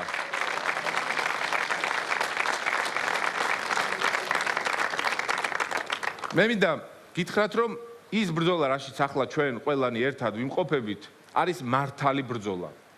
მართალი ბრძოლა, იმიტომ რომ ჩვენ მიგვაჩნია, სადაც კი შეიძლება მოქალაქეებზე ისაუბრო, მათ პრობლემაზე, არ მისცე შესაძლებლობა რუსულ რეჟიმს, რომ გაიმყაროს ძალაუფლება, ყველგან უნდა ვიბრძოლოთ. ბრძოლას ყოველთვის აქვს აზრი და ამ იდეას, ეს არ არის ფრაზა, ამ იდეას ყოველთვის მივყავართ გამარჯვებამდე. საბოლოო გამარჯვებამდე, რომელსაც ერთად მივაღწევთ. თავისუფლება პოლიტიკურ პატიმრებს, თავისუფლება საქართველოს, რომელიც არის დღეს ტყვეობაში. იმ პოლიტიკურ პატიმრებთან ერთად დღეს მთელი საქართველო არის ოკუპირებული რუსული რეჟიმის მიერ. მთელი საქართველო არის ციხეში, იმიტომ რომ ივანიშვილმა სცადა, რომ ჩვენთვის იმედი წაერთმია. დღეს ჩვენი ბრძოლა უნდა აძლევდეს იმედს თითოეულ თბილისელს, თითოეულ საქართველოს მოქალაქეს და ჩვენ უნდა გვესმოდეს, რომ ბრძოლა არის ყველა ველზე. დილით უნდა ვიყოთ არჩევნებზე, საღამოს უნდა გავაგრძელოთ რუსთაველზე. წინააღმდეგობა უნდა იყოს შეუქცევადი, სანამ არ მივაღწევთ გამარჯვებას. მადლობა მინდა გითხრათ თქვენი გამძლეობისთვის, ბრძოლისთვის, რასაც თქვენ ასხივებთ.